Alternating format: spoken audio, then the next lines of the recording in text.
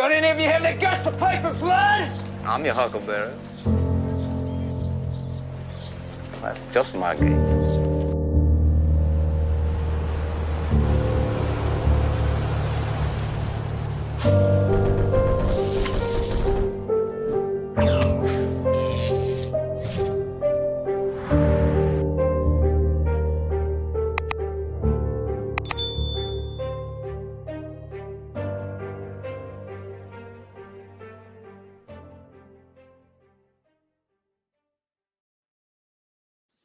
Holy cow. Literally. Holy cow. Holy cow. That was wild, bro. For those who, watched our live stream 20 minutes ago, I had lightning storms and it was hitting every dude. Baal Hadad was storming the hell out of outside right now. And I'm like, okay, hold on. Is that Azazel? Who is it? So you were giving your background and rudely, it like automatically went into an outro as I was trying to escape my phone to come back onto the StreamYard. Right. And I'm like, we're just cracking the surface. Like we're just barely. What was crazy about your outro is that it was you ejecting from the Matrix. And literally the last word I'm pretty sure that came out of my mouth on the stream was the Matrix, because I was explaining that I was explaining my backstory with the Daniel fast and how I got into all of this that we're going to talk about. But basically I was using the analogy that Daniel's first step out of the Matrix of the system of Babylon was refusing the king's food, the flesh and the wine and everything. And literally, as I said, out of the Matrix, your outro came on. And then I saw someone in the chat say, "Is this the Matrix?" Haha. Because we talk about in our film Christspiracy, we talk about the Matrix, which is this idea of this propagandized deception that we don't see all around us, that's continuously putting it in our face, this whole kind of ritual blood consumption system with animals and everything, which we can get into. But bottom line, it couldn't have been more serendipitously timed, that intro coming in. Not intentional. Not on my intentions, at least. And that was so Azazel was coming at you with the storm deity attack, but then Yeshua or the Nazarene energy was maybe thrusting the Matrix. Yeah, in there literally. And then we had 2 super chats, and I know Ross Nichols was one of them. And he was saying nobody better than you to have for this topic. He was just giving you a shout out. See, I committed an unforgivable sin with Ross while we were over there at the Dead Sea. And that was, my wife wanted me to get some sea salt from the Dead Sea to bring back and smuggle back into the States. Which we didn't think it was smuggling at the time until I realized we went through, actually, they took us and said, hey, you need to go over here to whatever the deeper check is. And we're like, what? Hold on, why are we having to go over here to this? Like, they're doing like a deeper check. And the guy goes, do you have anything in your luggage that's like, he was naming off like bombs, stuff like that. And I'm like, no, what? And he's like, okay. And he let me through. Come to find out later when we unpacked, like I had literally, it was like a tea bottle that was Ross's, and it had like this much tea left in it. So when I found it, I poured out the little bit of tea and went and got my sea salt. And he's like, hey, where's my sweet tea? And I'm like, don't take a Southern man sweet tea now. That's a cardinal sin. I know, but I'm trying to redeem myself with Ross, and it doesn't seem I'm going to be forgiven at all. I'm doing everything I can. This guy he won't forgive me. And there was this verse I heard somewhere from some book, 70 times 7, but I guess he just disregards that. I don't understand. So anyway, what were you talking? He said, my wife made me. Isn't that what Adam said? Yeah. Oh man. Yeah. Anyway, so you were getting in. We exited the Matrix. Now we're going back into the Matrix. Let's talk more about your background, and then we'll get back into the weeds. And for those who are just now tuning in, we will make a brief comment about the red heifer, because that is the title of this video, and someone might come in and go, whoa, what are you talking about? How is this related? And we need to be able to address that again. Yeah, so definitely go back and watch our part 1 of this debate before Derek's storm attack. But To briefly kind of cover it, last night I got a message from someone on the ground in Israel that this defunct red heifer had just been burned in a rehearsal for the real thing, which they are definitely planning to do whenever that comes. But I was taken back by it because I've been following this red heifer story for years now. It's a part of our film Christspiracy, which we're going to talk about today, which is really talking about ritual, animal sacrifice, bloodshed, violence, animal consumption at the nth degree. And essentially, because of following this story, I've received so many different feedbacks from people about the film. And one of the most challenging ones was that when we went to cinemas back in May of 2024, we went worldwide into cinemas with this film, Christspiracy. And it was not too long after the October 7th attack and everything. It was just earlier that October. And this red heifer bit was a part of our film. Then, however, the theatrical releasing company that sent us out worldwide, who put out films from like Coldplay and Taylor Swift and this and that, it came down to the wire and they said, hey, can we cut this red heifer bit out of the film? And we were like, what's really? Yeah, exactly. And so a little backstory up to that moment. Back when we made this film, we had a contract with Netflix to go straight to Netflix as a Netflix original. And Netflix was trying to censor stuff out of the film, particularly around the Jesus, the Nazarene story, not Jesus of Nazareth, which we can talk about. But we refused to do it, to the point where it was to the detriment of our contract. We had to buy our rights back from Netflix, release independently, and all of that. So I had already been through that once. So we got this theater contract to be able to release independently into cinemas. And they're like, hey, can we cut this bit out? And so myself and my co-director kind of had to cut our losses and just say, look, we've done this one time. We just got to cut this piece out and just get it out there. And so we put it out to the world without the red heifer piece in cinemas. But now it's uncensored with this red heifer story on our website, Christspiracy.com. And we've just been following the development ever since, because, many people think this whole red heifer thing is just so outlandish sounding, especially to people who don't really know like biblical eschatology very much. Right. They're just like, what is going on?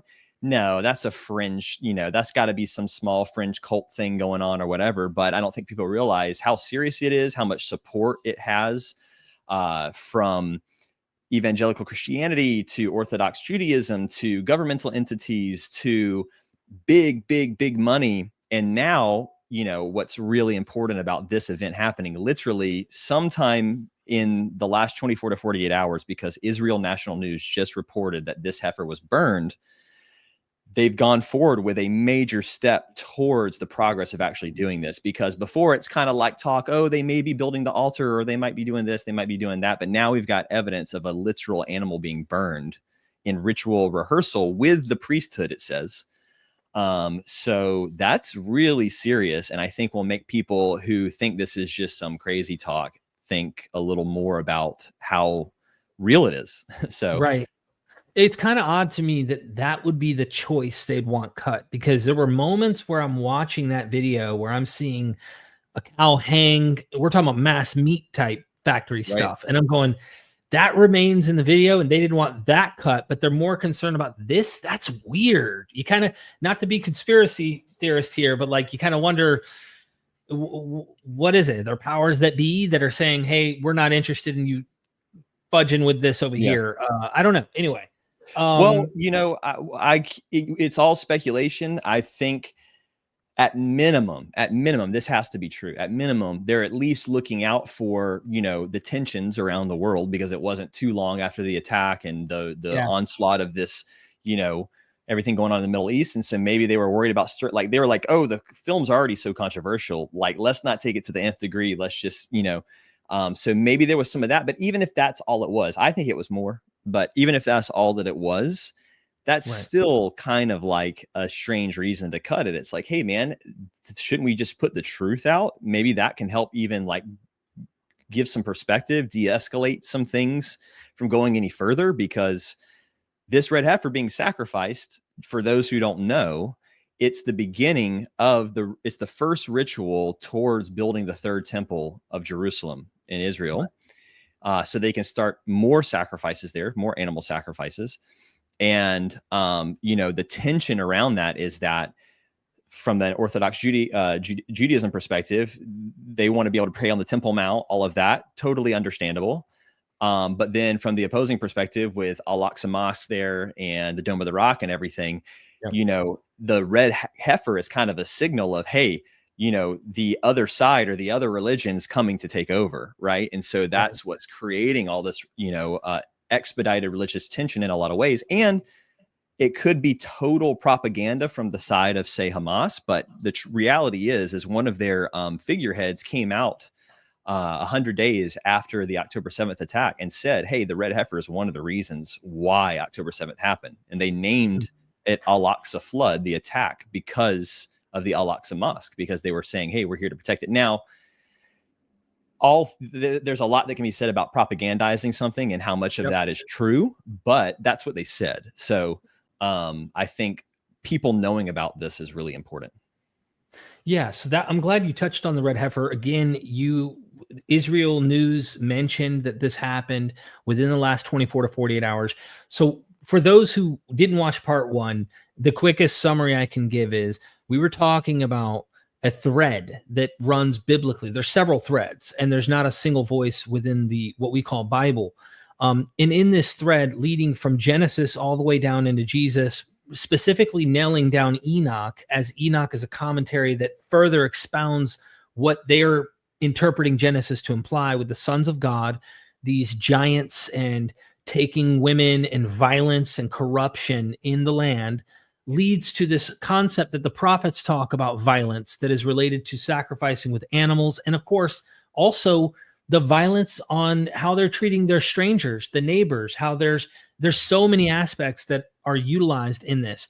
Going all the way down to Enoch, we see that commentary picked up. It's very clear there's cannibalism taking place of some sort, or at least eating of humans. Even I've seen that, like, they're hunting all the animals. Now they've got all the animals. Now they're looking for humans to eat because they don't have any more food. And so there's some theme that these ancient authors are seeing that is related to eating flesh and meat and all of this stuff. And then we get to Jesus.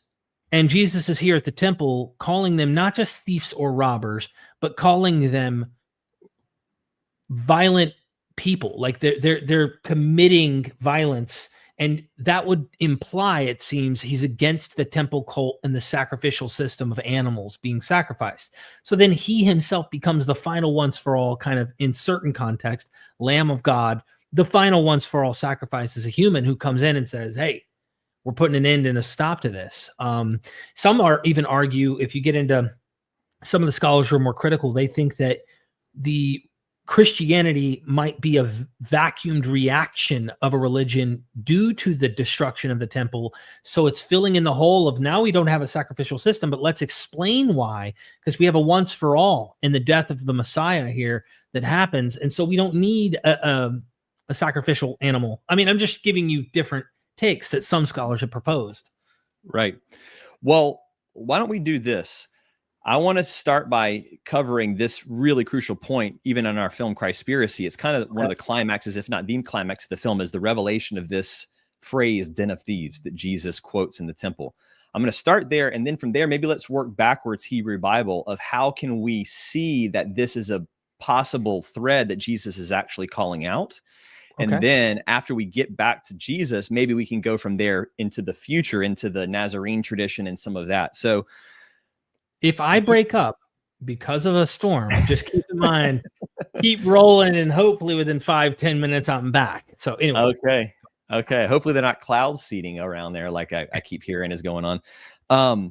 So essentially what we talk about in Christspiracy is this question of the attack of the temple from Jesus, that regardless of what you think about the canonical gospels, most scholars who believe that Jesus is a historical figure, which is most scholars, think that this is one of the most historically reliable moments of the gospels. And there's even other threads that they draw from Judas the Galilean and other different, tangents that show that there was likely some type of anti-temple revolt event way before the whole Bar Kokhba and everything.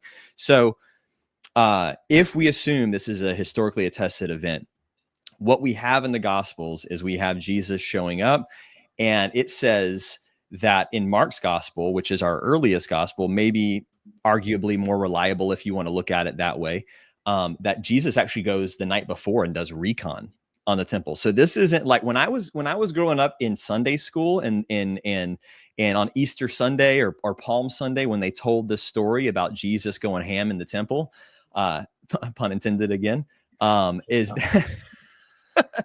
that Jesus is losing his temper, or it's a righteous anger that just overtakes him when he sees what's going on. But it really shifts the understanding when you read Mark's Gospel and you realize he went the day before as if he was doing recon. That's what Dr. Tabor says, you know. And if we take the numbers that the Gospels give, or maybe even Josephus about the Essenes, maybe somewhere around 3,000 to 5,000 people deep are following this, you know, figure around, or in this movement that is heading towards the temple for some type of event, right? And so he shows up. It says in Mark's Gospel that he didn't allow anyone to bring merchandise in or out of the temple for a whole day. Now, the only merchandise being sold at the temple to any significance were animals for sacrifice. You know, Josephus records hundreds of thousands being slaughtered. Literally, if I may, just to mention that one quote is in Josephus, The Jewish War, Book 7, Chapter 9, Paragraph 3. It says, now the number of sacrifices was 256,500. Now, I know they probably are, some experts probably say that's an exaggerated number, but even then, 256,000 is a ridiculous amount of animals to kill, but in like one Passover. It's utterly ridiculous. And that's why in Christspiracy, without giving too much away, I'm going to give little hints, and I just encourage everyone to go watch it. But I went to the Temple Mount and investigated underneath the Temple Mount and went into a drainage channel or tunnel there, because I was looking, you know, I know slaughterhouse workers, and I've seen this in my activism and going around and looking and investigating and everything. The amount of entrails, bones, skin, blood, and everything that would be left over from an event like what Josephus is describing is insane, let alone the blood. And the Talmud and Mishnah, I believe, talks about priests wading up to their ankles in blood when the drainage channel got plugged at one point, it says. And I think the Hebrew word for that is the shishim, but there's this description of these holes at the base of the altar where the blood would flow down.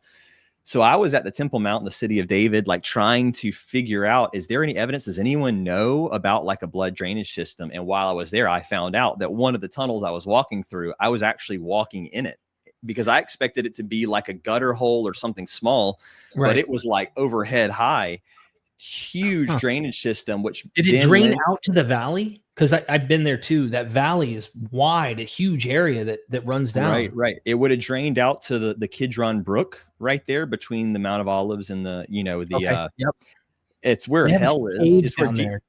What's that? There's a few cool caves in that spot down there when you walk down the steps that take you all the way down there. Totally. And it's famously, you know, Gehenna, the Jesus's destination for hell. But it makes you think that what was being, you know, addressed there, because there's even documentation. Again, I believe, I can't remember if it's the Talmud or the Mishnah. I get them confused, but one of them describes blood draining out into the Kidron Brook and all the way down to the Dead Sea, like blood. So, we're talking like a massive operation, if it's even a fraction of what these texts are describing, right? So, anyhow, Jesus shows up. He sees this massive slaughter operation, and then cutting to the chase, his famous statement, you know, in every Jesus film and what most pastors will deliver on Palm Sunday or Easter, my house, it is written. It is written. Now, notice he says it is written. He's referring back to the Hebrew Bible, kind of like when he says, go and learn what this means. I desire mercy, not sacrifice. He's quoting Hosea 6:6. And he says, prefaces, go and learn what this means, as if he's saying, hey, everyone, go look at your own Bible and read what it actually says. Look at the context. What is really being said here? Similarly, it is written, my house is meant to be a house of prayer for all nations, quoting Isaiah, right? Mhm. but you have made it a den of thieves or robbers, as some translations say. Now, to your point that you made in part 1 of this chat, this is written in the Greek Gospels, so the word is lestes, right? Or lestonai. I can't remember the way Yeah. the Greek is It's, conjugated, I but think, yeah. yeah. But that word does translate as robber, but even in Greek, it's important to note that it's a separate word from like a petty thief. It's a robber who commits violence. So violence is implied. If you look up any lexicon, I mean, you can even pull it up now, Lestes, it'll show Yeah. the word violence will be included. It's kind of like, is it in Luke or Mark where the robbers leave the guy for dead? The Samaritan, the Good Samaritan. Yeah. Right. And so he's left for dead. And that's kind of, again, lending to this idea that there's a violence implied with even the Greek usage. It's So go ahead. funny. Yeah. This, to add to your point, when I was reading the commentary by Del C. Allison Jr. on the double tradition we find in Matthew. So for those who don't know, Matthew has Jesus ride 2 donkeys instead of 1. Matthew has, 2 of these instead of 1. And there's always like this double. Well, when you get to the scenario where Jesus and then there's Barabbas, which by the way, the earliest text that we have say he's Jesus Barabbas, Right. and Jesus. So you have a sacrificial lamb. Right. One is the scapegoat, so to speak, that it carries the sins that you're letting free, and the other one is being sacrificed. And this seems to be what Matthew's playing on. But the point is, when Matthew's reworking Mark actually says very clearly in this passage, I should probably pull it up, where he says that this Barabbas was there in the insurrection. Okay. He's a violent contender. He's violent, right? Right. So they chose a violent person over someone who's clearly in the narrative not a violent person. Okay. However you view Jesus in the end of the day, because someone might say, well, his act in the temple was violent. Okay. Here's my point though. According to these narratives, the way that we're reading them, it sounds like, no, they're choosing they'd rather have a murderer, someone who literally commits murder, over Jesus. When Matthew rewrites this, they don't want to give the details that the insurrection was there, because whoever the author of Matthew was, according to Del Allison, it seems there's no way to read their mind or know exactly the motives. His perception was they're trying not to repeat the insurrection because they don't want Jesus that closely related to something that is dealing with the insurrection, if that makes sense. Right. Yeah. But yeah, if there's an insurrection, violent contenders, there's messianic claimants that are fighting against the system, causing violence too, Well, and I would add to that famously Jesus is crucified between the 2 thieves, right? But the word there again is lestes. And Roman crucifixion was typically reserved for insurrectionists, for terrorists against the state. And it's this implied violence against the system, right? Now, what I find interesting about that, which will make more sense as I begin to tell more of this temple story, is that in a way, if there's truth to these claims, then it's almost like Jesus is being crucified and it's being projected onto him that which he was condemning, which we see happening even now, again, because what I'm going to posit here in a second is that Jesus was coming against the slaughter in the temple, and we're going to get into the text and how it proves that. But to jump to today's time, there are animal activists who go, like ALF is a famous one. There's this viral meme that's been going around. I see it all the time on big accounts, like really like The Scoop and all of this, where they're showing ALF and all the comments are like, how do I join that gang? Because it's guys who go in and put on ski masks and they go rescue bunny rabbits and chimpanzees and stuff from vivisection or from the, food industry or whatever. And it's just these gnarly looking, almost terrorist looking people, but they're like holding bunnies and saving them. Right. But the reality is that under the Patriot Act, the number 1 terrorist, domestic terrorists in America were these activists. They were labeled as the number 1 terrorists. Why is that? Well, if you fast forward to around the time when the Oprah show was really, really big, She had a guy named Howard Lyman on her show.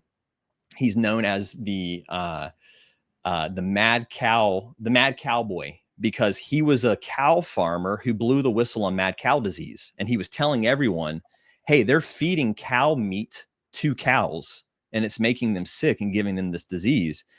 And because he blew the whistle on the truth about that, he and Oprah got drug into a like 10 or 15 year battle that went all the way to the Supreme Court, in such that by the time that happened and the Patriot Act after 9/11, there was this conglomeration between lobbyists for big animal ag and everything, so that they could pass a law. It's called an ag-gag law, meaning that you cannot reveal harms of the animal agriculture industry, even if you're telling the truth. Before it was if you defame, right? If you do defamation in general, you're going to get sued if you're making false claims and hurting someone's business.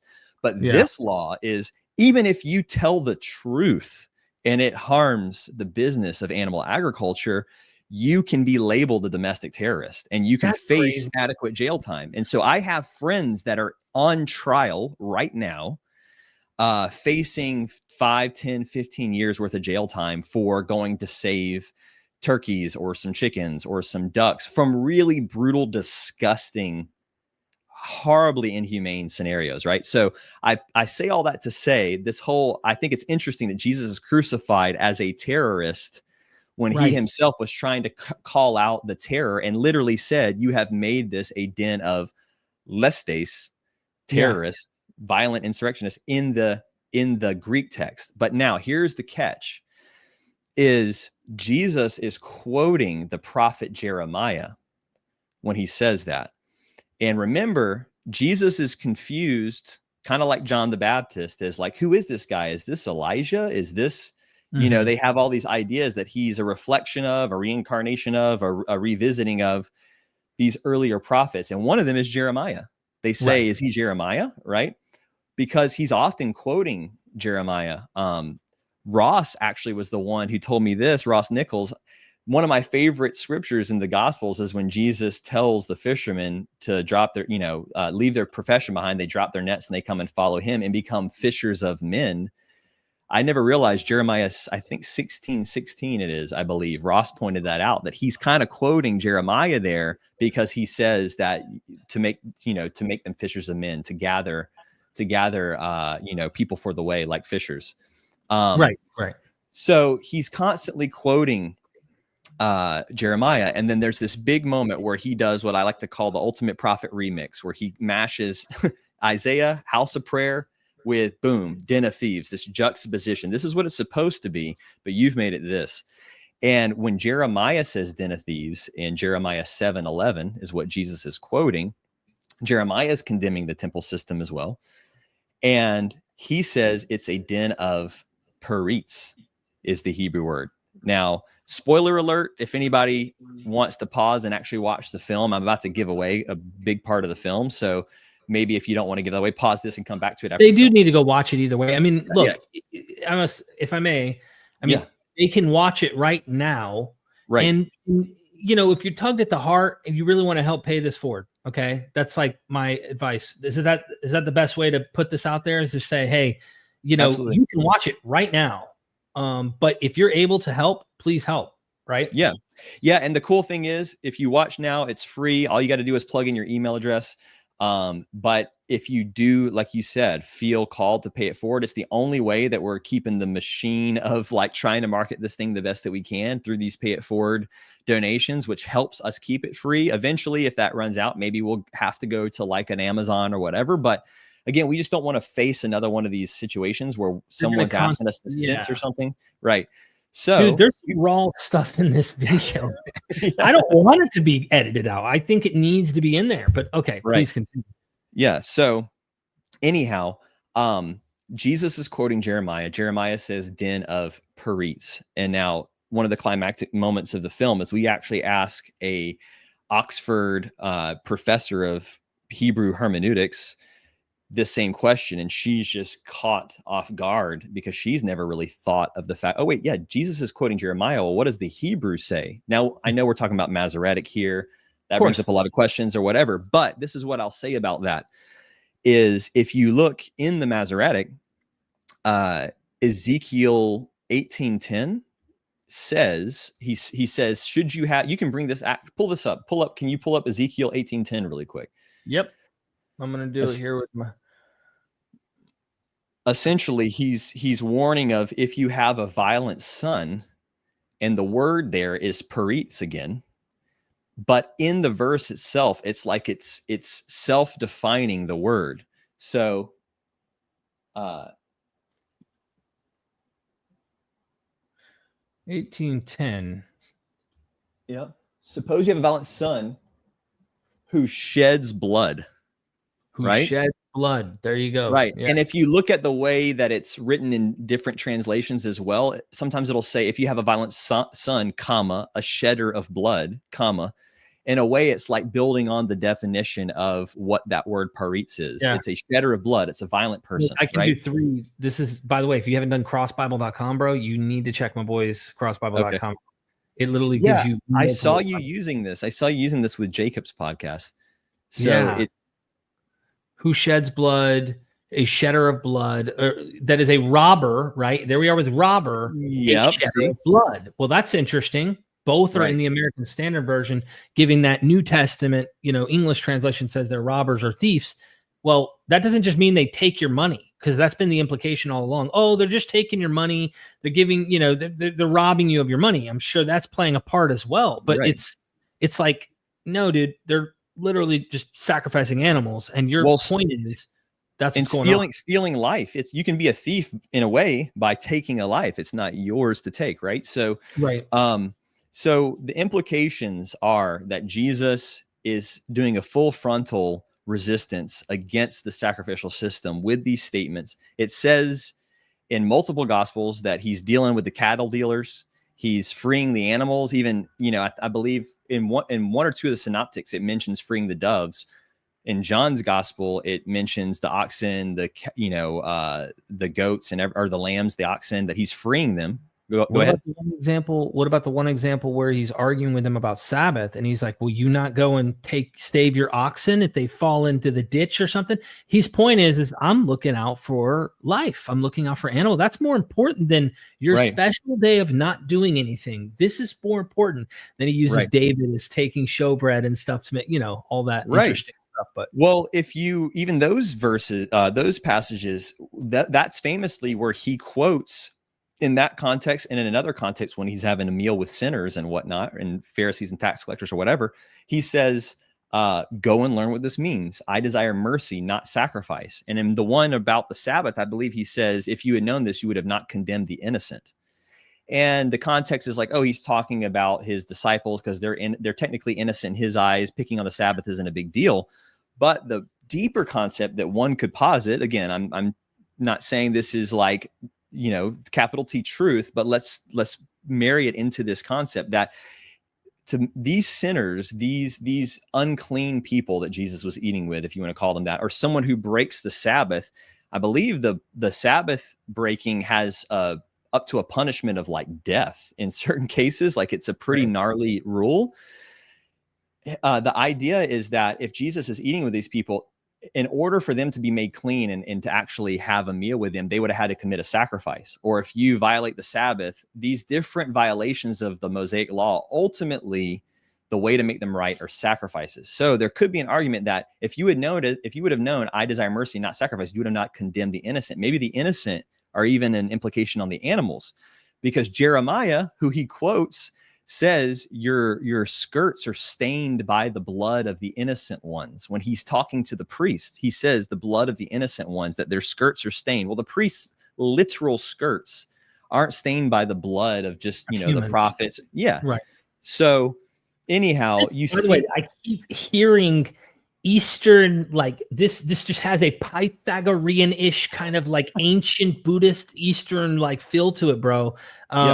That might be rooted all the way back into this ancient Jeremiah stuff. But I'm like, whoa, where did these ideas come from? So Totally. Well, we mentioned that briefly in our film. One of our voices tie the early Jesus movement to the Pythagorean movement because, right, Josephus mentions them in the same breath, the Essenes and the Pythagoreans, that they have these similar traditions, etc. I think maybe Philo draws that connection as well. I can't remember, but I do know there's books and books on this and scholarship on this potential connection between the Pythagorean movement, which was, somewhere around 500 years earlier before the supposed, movement of the Nazarenes, Jesus, whatever.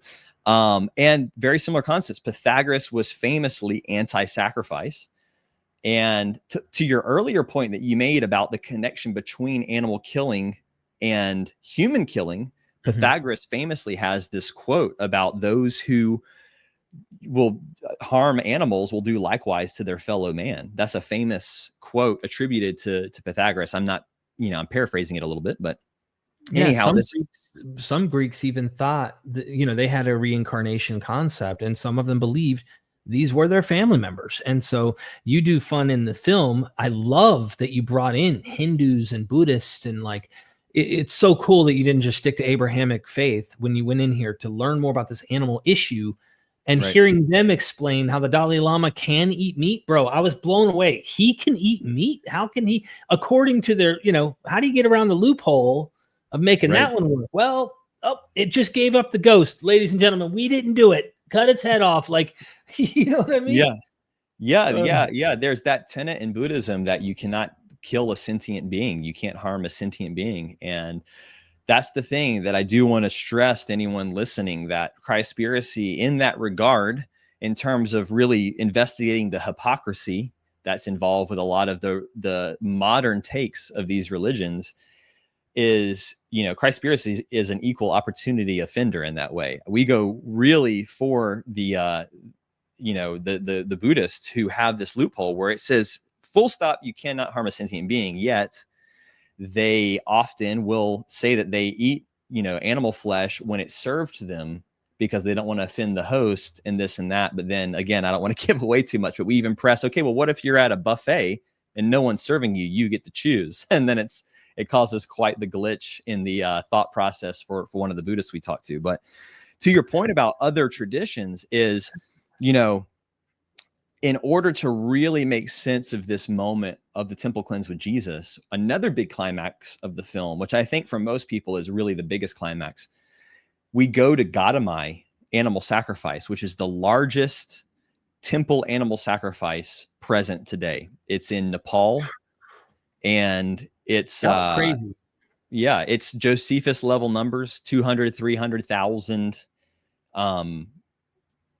cattle. Yeah, 200, 300,000 cattle alone, plus goats, chickens, doves, an innumerable amount on the outskirts of the temple all around, which again is like the Temple of Jerusalem. Like people, it was as centralized in the temple as it could be, but there were other animal sacrifices happening outside. I mean, we're just talking about a bloodbath everywhere. So we knew that we had to go see the closest thing that we could see to what it would have been like to really understand. And so in the film, we went to Nepal, to the Gadamai festival, and it only happens every 5 years.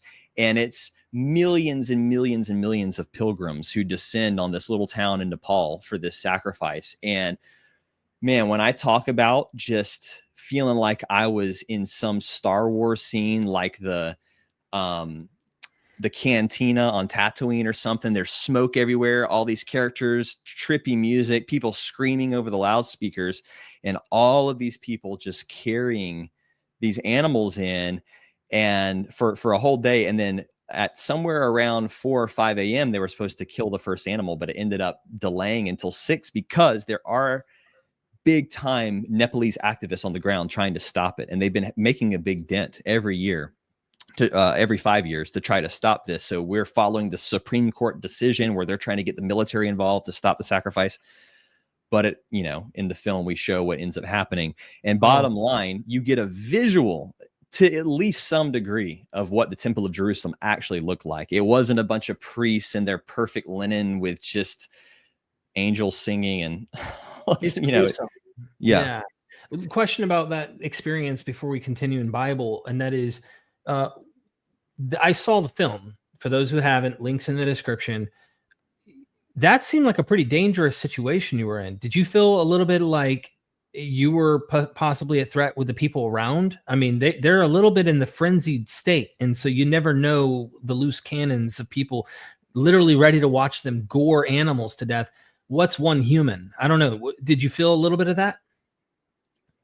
I did, until I had to just completely shut it off and like compartmentalize that thought. Kip, my co-director, and I call it justice mode, justice and righteousness, right? We know that on one hand, there's the temptation to just get really sad too, because these animals are just being butchered everywhere around you, and there's just screaming and bellowing and all of this.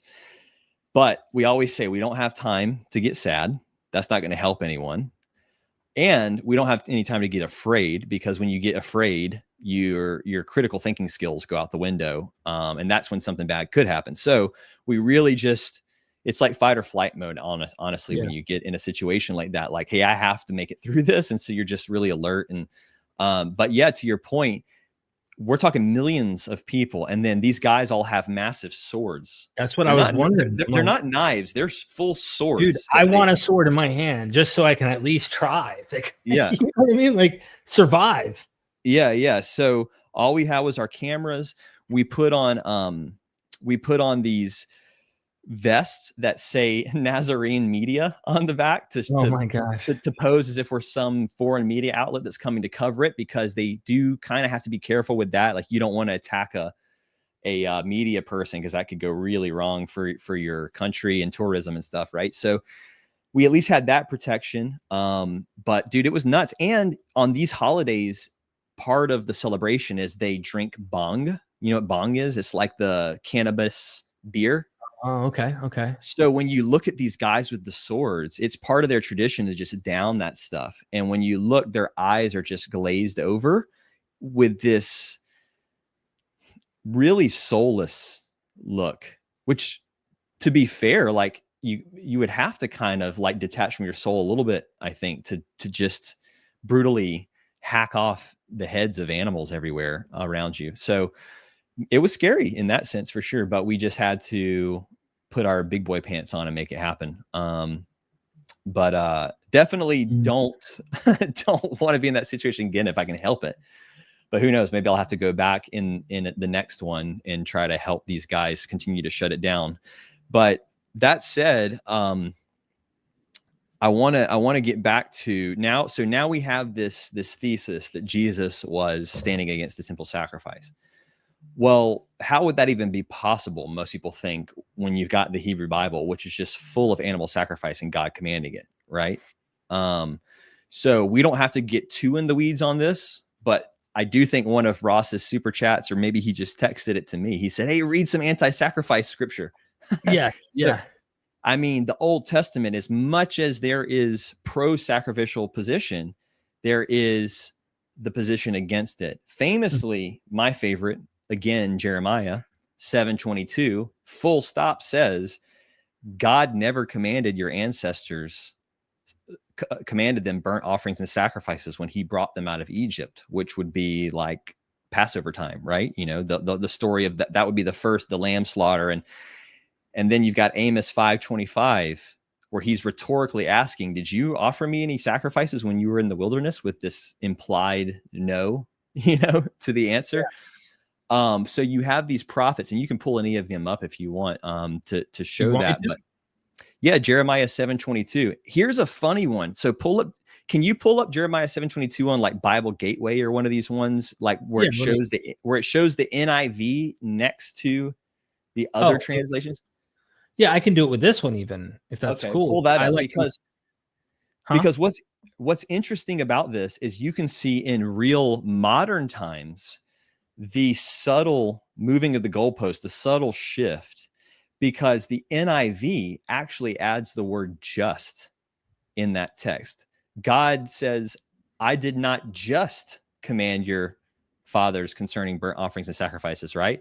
But that word isn't in the Hebrew, and therefore it's not translated in like the more accurate translation.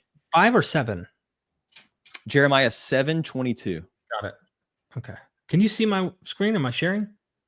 I can. Yeah, I can see it, but I got to pull it over to my other screen because it's really small here. Yeah, it says, for when I brought your this is NIV, when I brought your ancestors out of Egypt and spoke to them, I did not just give them commands about burnt offerings and sacrifices.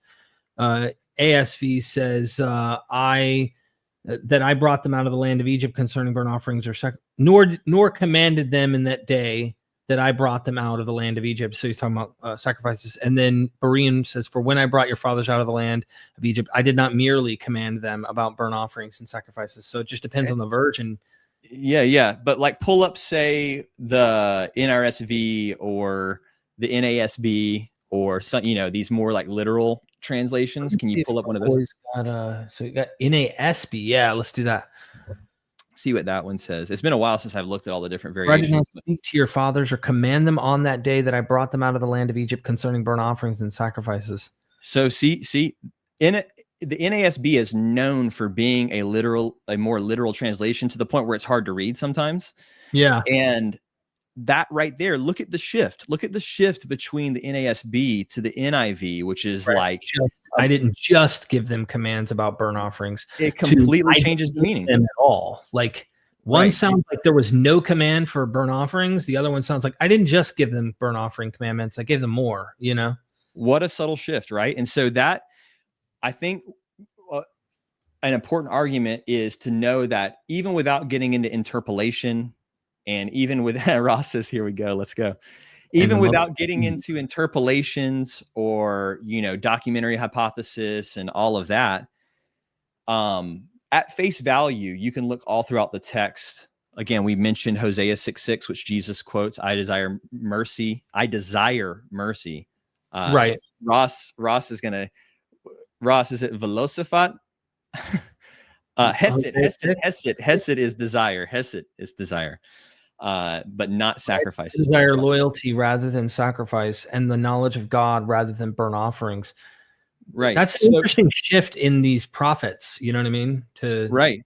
And so the reason why I wanted to point out the NIV's subtle shift there is that's catering to this modern idea that God in these scriptures actually does want sacrifice. He just wants it with a pure heart, and he wants you to be in the right place, and he wants you to not do it to other gods, only do it to him. However, when you read the text at face value, it's very clearly, I did not command this. And in Hosea 6:6, I desire mercy, not sacrifice, knowledge of God or obedience rather than burnt offerings. And an example that I like to use, which Aaron and some of the guys that I talked about in that chat, I have some Nazarene bros that we all discuss this with. We often say there's a great analogy for that of, Derek, imagine you're sitting with your wife at dinner and the waiter comes up. What do you have to eat? And your wife whispers in your ear, hey, tonight I really want salad, not pasta.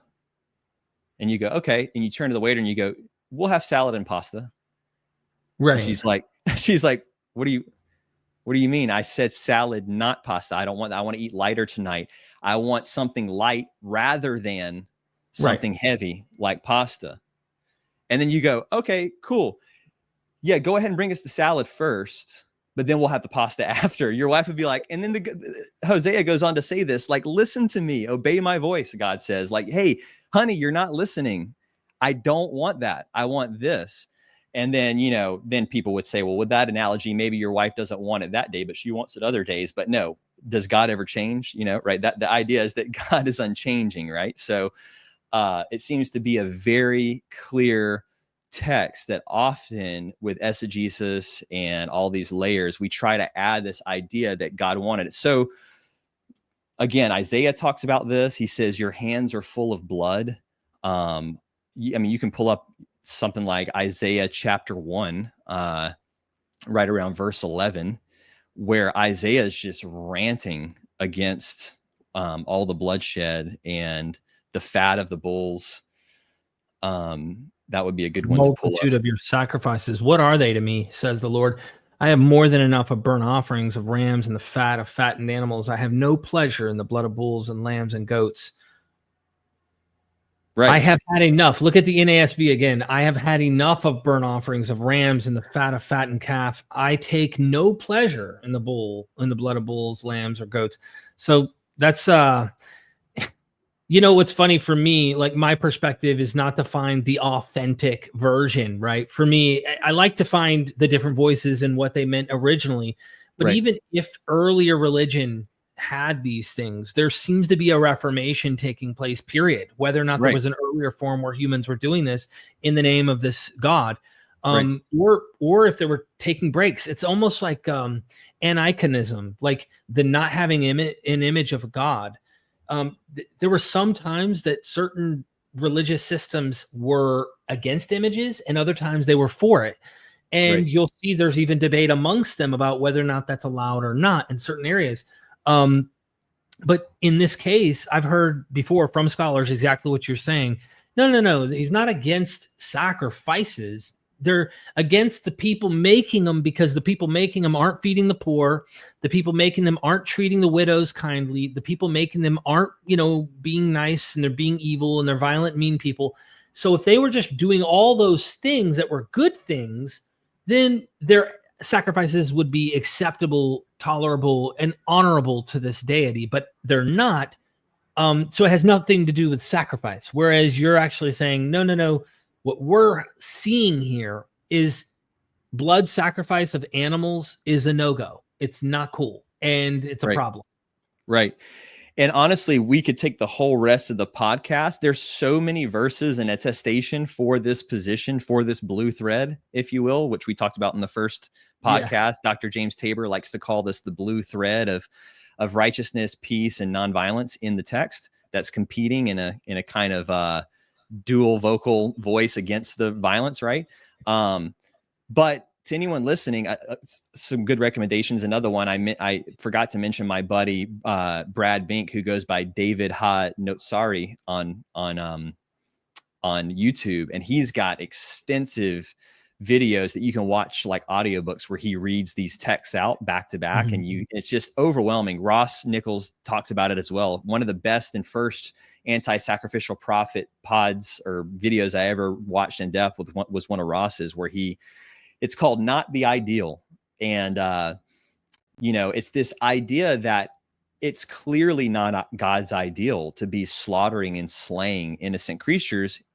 Bottom line, if you just look at the greatest context of the biblical narrative, whether you're talking Hebrew Bible or the full canonical Christian Bible, what do I mean by saying that is often people that will try to, fight against this position that I'm positing, they'll say, oh, well, you're just cherry picking scripture out of context to try to support this position.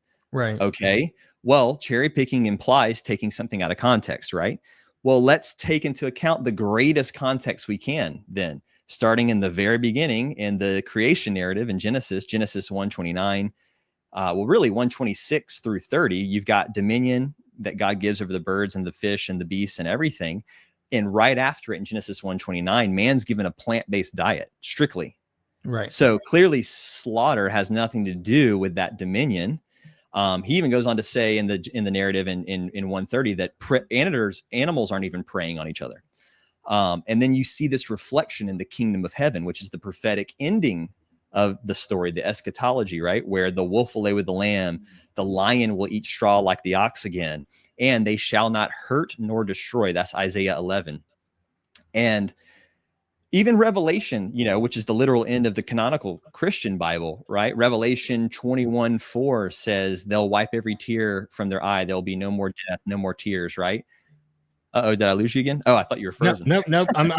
I'm doing something while you do that. I was actually going to bring up, there's a book, I think Herman Gunkel writes, talking about the end actually reflects the beginning, apocalyptic wise. So in these eschatological texts that we find, like the New Testament, they're going back to the beginning. Yes. This is just how it works. When they think the end is near, they always look to the beginning. And you see this over and over. 2 Peter, even though it's written later, gives the implication like, all right, you remember the flood destroyed the earth the first time? Well, now it's going to be by fire. So they're constantly recollecting back to the beginning. And you've highlighted some of these aspects of violence. Yeah. Animals didn't eat each other. Humans weren't eating animals. Seemed to be the utopian idea, or the the heavenly kind of vision that the author seems to have is no more pain, no more suffering, no more, that's the hope. Right. And Yeshua, Jesus, even if we take the canonical Greek Gospels, this idea is preserved of what's in the beginning is the ideal, right? When he's asked about divorce, remember he says, well, it was not so from the beginning, but because of your hardness of heart, it's almost this concession, right? And what I would posit is that similarly for this animal sacrifice, which I think goes even on to animal consumption, full stop, consuming flesh, was a major rejected, unlawful thing for the messianic, Nazarene, Ebionite movement at the time, which I believe Jesus was a part of. And I can see it, even though the Greek Gospels kind of spin out on this a little bit because they're written much later. And I think that there was maybe an agenda behind removing some of this idea. But even in the canonical Greek text, you see these ideas with Jesus saying that. Also, one of my favorite verses in the Greek New Testament is John 10:10 and 11. Where he says, the thief comes to steal, kill, and destroy, but I have come to bring life abundantly. I am the good shepherd, and the good shepherd lays his life down for the sheep, right? Are you pulling it up? Yeah. Sorry. Yeah. John 10:10 through 11. Mm-hmm. But what we can look at, I don't know if you can do this on the Cross Bible app here, but that word kill in Greek, when Jesus says in 10:10, the thief comes to steal, kill, and destroy, is the Greek thuo. I believe it's like thyse or something. There's a different plurality to it, or the context shifts the way the word reads in the sentence, but the root is thuo. And it's the word for ritual animal slaughter in Greek. It's can get a Greek New Testament here. But I can't read Greek. Oh yeah. But yeah, if I had a transliteration, I could go to either way. I hear what you're saying. Should I pull that up? Yeah. You could pull it up on Bible Hub, maybe, I think is one. Like if you Google John 10:10 Greek, it'll bring up Bible Hub as like the top result there, I'm pretty sure. Let's do John 10 interlinear. And then let's go to verse 10. Is this it? Yeah. Steal, kill. There we go. The thief not comes, if not, that he might steal and kill. So yeah, thyse right over there under kill. Right here. Yep. And if you can click on it. Okay. I think, right? Yeah. See what that pulls up. The other iterations. I'm pretty sure there's a way with the interlinear, you can see the other uses of it. But it's, again, anyone just look at this so we don't get too off track. Go to Bible Hub, click on all the occurrences of this word, and you'll see it's always referencing animal sacrifice. So Jesus is literally condemning, saying that the thief comes to steal, kill, ritual animal slaughter, and destroy. Hey, here's that destroy word again. Like, they shall not hurt or destroy on my holy mountain. Yet this time it's the Greek destroy. It's not the Hebrew, but still it's that idea that the Greek word there is needless, senseless loss of life. So Jesus is talking about ritual animal slaughter in these terms, needless, senseless loss of life. Then he follows it with, I've come to bring life abundantly. And this really gets into this two ways philosophy, which my brother Chris Sartain speaks a lot about. The Ebionite Church of Christian Mysticism on YouTube. But Dr. Tabor talks a lot about this. There's this two ways philosophy within this early Hebrew Christian movement that shows that it's the way of life and the way of death is the real simple terms of how this philosophy works. And so he's kind of presenting this two ways philosophy. And then he says, I am the good shepherd. The good shepherd lays his life down for the sheep. Now in Christian tradition, this is a verse that's thrown out talking about the lost flock of Israel, or us as the sheep wandering lost, and he comes and brings us in. Cool. Perfectly fine metaphor, likely means it in that context. Could he also be referring to the literal sheep being sent into the temple in droves of thousands to maybe even millions, as the Talmud says, to be richly, brutally slaughtered, just like John 10:10, the earlier verse, is being condemned?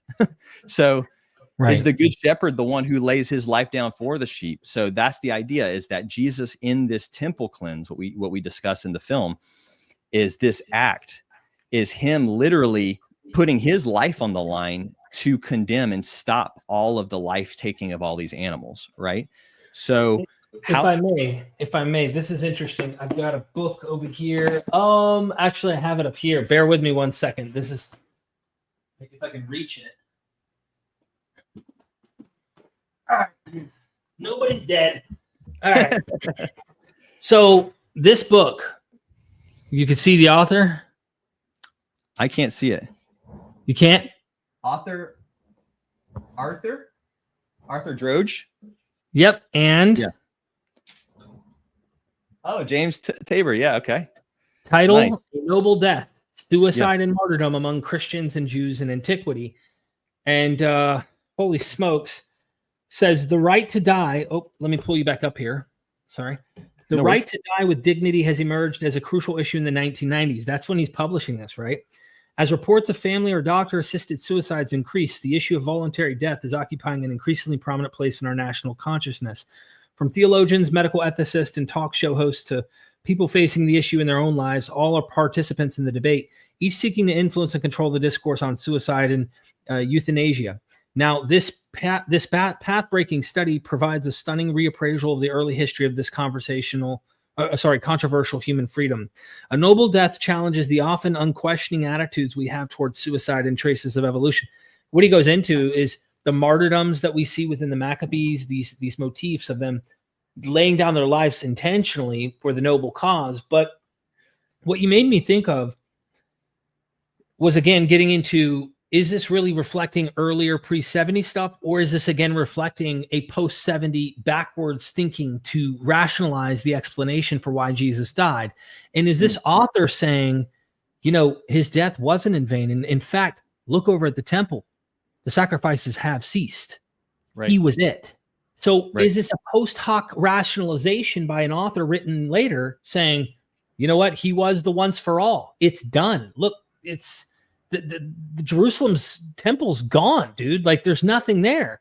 So whether you think he was really running on the ground to do this, taking the approach of like legitimate, he's willing to lay his life down in you can almost say a death by cop kind of thing where but his intentions are good. Or you could take it as a post hoc rationalization for why the temple has completely ceased its sacrifices as a justified means of, look at the sins. Now we're explaining why it happened. It's almost like today, if a Christian was to explain why 9/11 took place, or, they might try to explain, well, the sin of such and such or whatever. You kind of wonder if the author is reflecting that. And I'm just giving an alternative explanation. You know what I mean? Totally. It's quite the possibility. And, I think there's an argument that a lot, say Stephen Boyce even used in our debate, where these Ebionites and these kind of, for lack of better words, vegetarian, anti-sacrifice, ascetic groups were later in the 2nd, 3rd, 4th century taking it there, right? Maybe they're mixing with Platonic schools or whatever. Right. However, my thing that brings it back in time for me, and this is where I'm really excited to talk to you, because I know that you're into the sources and you have a healthy skepticism. Right. Is one of the biggest pieces that I can't get around it with that later idea is we've got Pliny the Younger. Oh, I'm sorry. Yeah. Pliny the Elder. I'm sorry. In his Natural History, which was written in 50 to 60 AD or something. That's what most people believe because of his Elder? death I date. thought it was later. Yeah, look it up. Yeah. He would have Elder, died. Worked with Vespasian, right? Mm-hmm. The Natural History. You can look up Pliny's Natural History. When would it have been written? Okay. And while you're pulling that up, though, what I'll say is, I believe scholars are pretty certain that Pliny, he was doing he was laying the land out in the geography of the Middle East, and he was using census data and materials from 30 BC. I forget the materials he was pulling from, but it's 30 BC or maybe even earlier than 30 BC is he's pulling this data. And so check it out. In Natural History, So he wrote it in 77, but that doesn't mean what he's talking about isn't from sources that are earlier, for all we know. Right. Like, exactly. And you know what? I meant to send you this document so you could pull it up so we could go through this. Let me see really quickly here if I can do it fast. I'll text you this document so we can get the exact sourcing here. Yeah, let's see. Okay. By the way, thank you for all the super chats. Ross K. Nichols, you're a stud. Thank you. The motherfucking Wendyberg for being a member and happy 1 month subversary. Thank you for that. We got other super chats. Do we want to get these supers at the end? Some of these, I think questions need to, we'll have fun and then we'll hit the questions at the end. How's that sound? I think that sounds a better idea so we don't distract from the topic. Okay, I just sent you a document that we can kind of go through here because I think this is really important for this part of the conversation. I'm going to move. Look on the screen here with you. I think this is it. You see it? Or am I? Oh, wrong one. That was me looking up on. That's your ChatGPT. Your Pliny. Yeah. So that was red heifer. Okay. Do I not? I called the document the One Holy Catholic Apostolic Church. Got it. You got to make someone happy, right? Yeah. How come it's not letting me? Okay, well, I guess I'll just share my whole screen. It's being weird. It's not even popping up for me to do that, so I'll just do entire screen, I guess. You guys see a mess. Don't blame me if my house looks dirty with everything there. Okay, I'm just going to do this, dude. Cool, yeah. There we go. Pliny the Elder. The source. Okay, we can even just start from the beginning. We can get to the Pliny stuff. So this is really important. So remember I was talking about Isaiah 11 as this prophetic kingdom of heaven. Wolf will lay with the lamb. Lion will eat straw like the ox. They shall not hurt nor destroy on my holy mountain. The beginning of that text, if you remember, in Isaiah 1 is one of the greatest, messianic prophecies. It says from the stump of Jesse, the root, the shoot or the branch shall come. And this word branch is netzer, the Hebrew netzer. And I'm sure you're familiar. Matthew has the strange prophecy. He shall be called the Nazarene, right? That's perplexed many for so long. There's no prophecy about Jesus being called, the Messiah being a Nazarene. Well, the kind of harmonization or understanding of that, Tabor would posit this, I'm pretty sure, and many have, that it comes, that the word Nazarene comes from this idea of the netzer. But here's the interesting thing, is also in that same text, it has the avanim for the poor. The poor, he shall judge the poor as righteous, I believe it says something like that. Right. But avanim, ebionim, these are different words for the word poor. So even this idea of the ebionim of the poor even makes its way into this kind of Isaiah text as well. But so the point that we make in the film is that the Nazarene is not someone from Nazareth, because we have this idea from the church fathers and the heresiologies and everything, that there's this Nazarene sect that are kind of the first Christians. They even admit they're the first Christians, but they're heretics because they've stayed with the law. They have all these reasons why they only believe Jesus is the Messiah. Even some of them believe Son of God, but they don't raise him to this full triune Godhead thing. They keep him as maybe an adopted divine figure, the adoptionist kind of idea.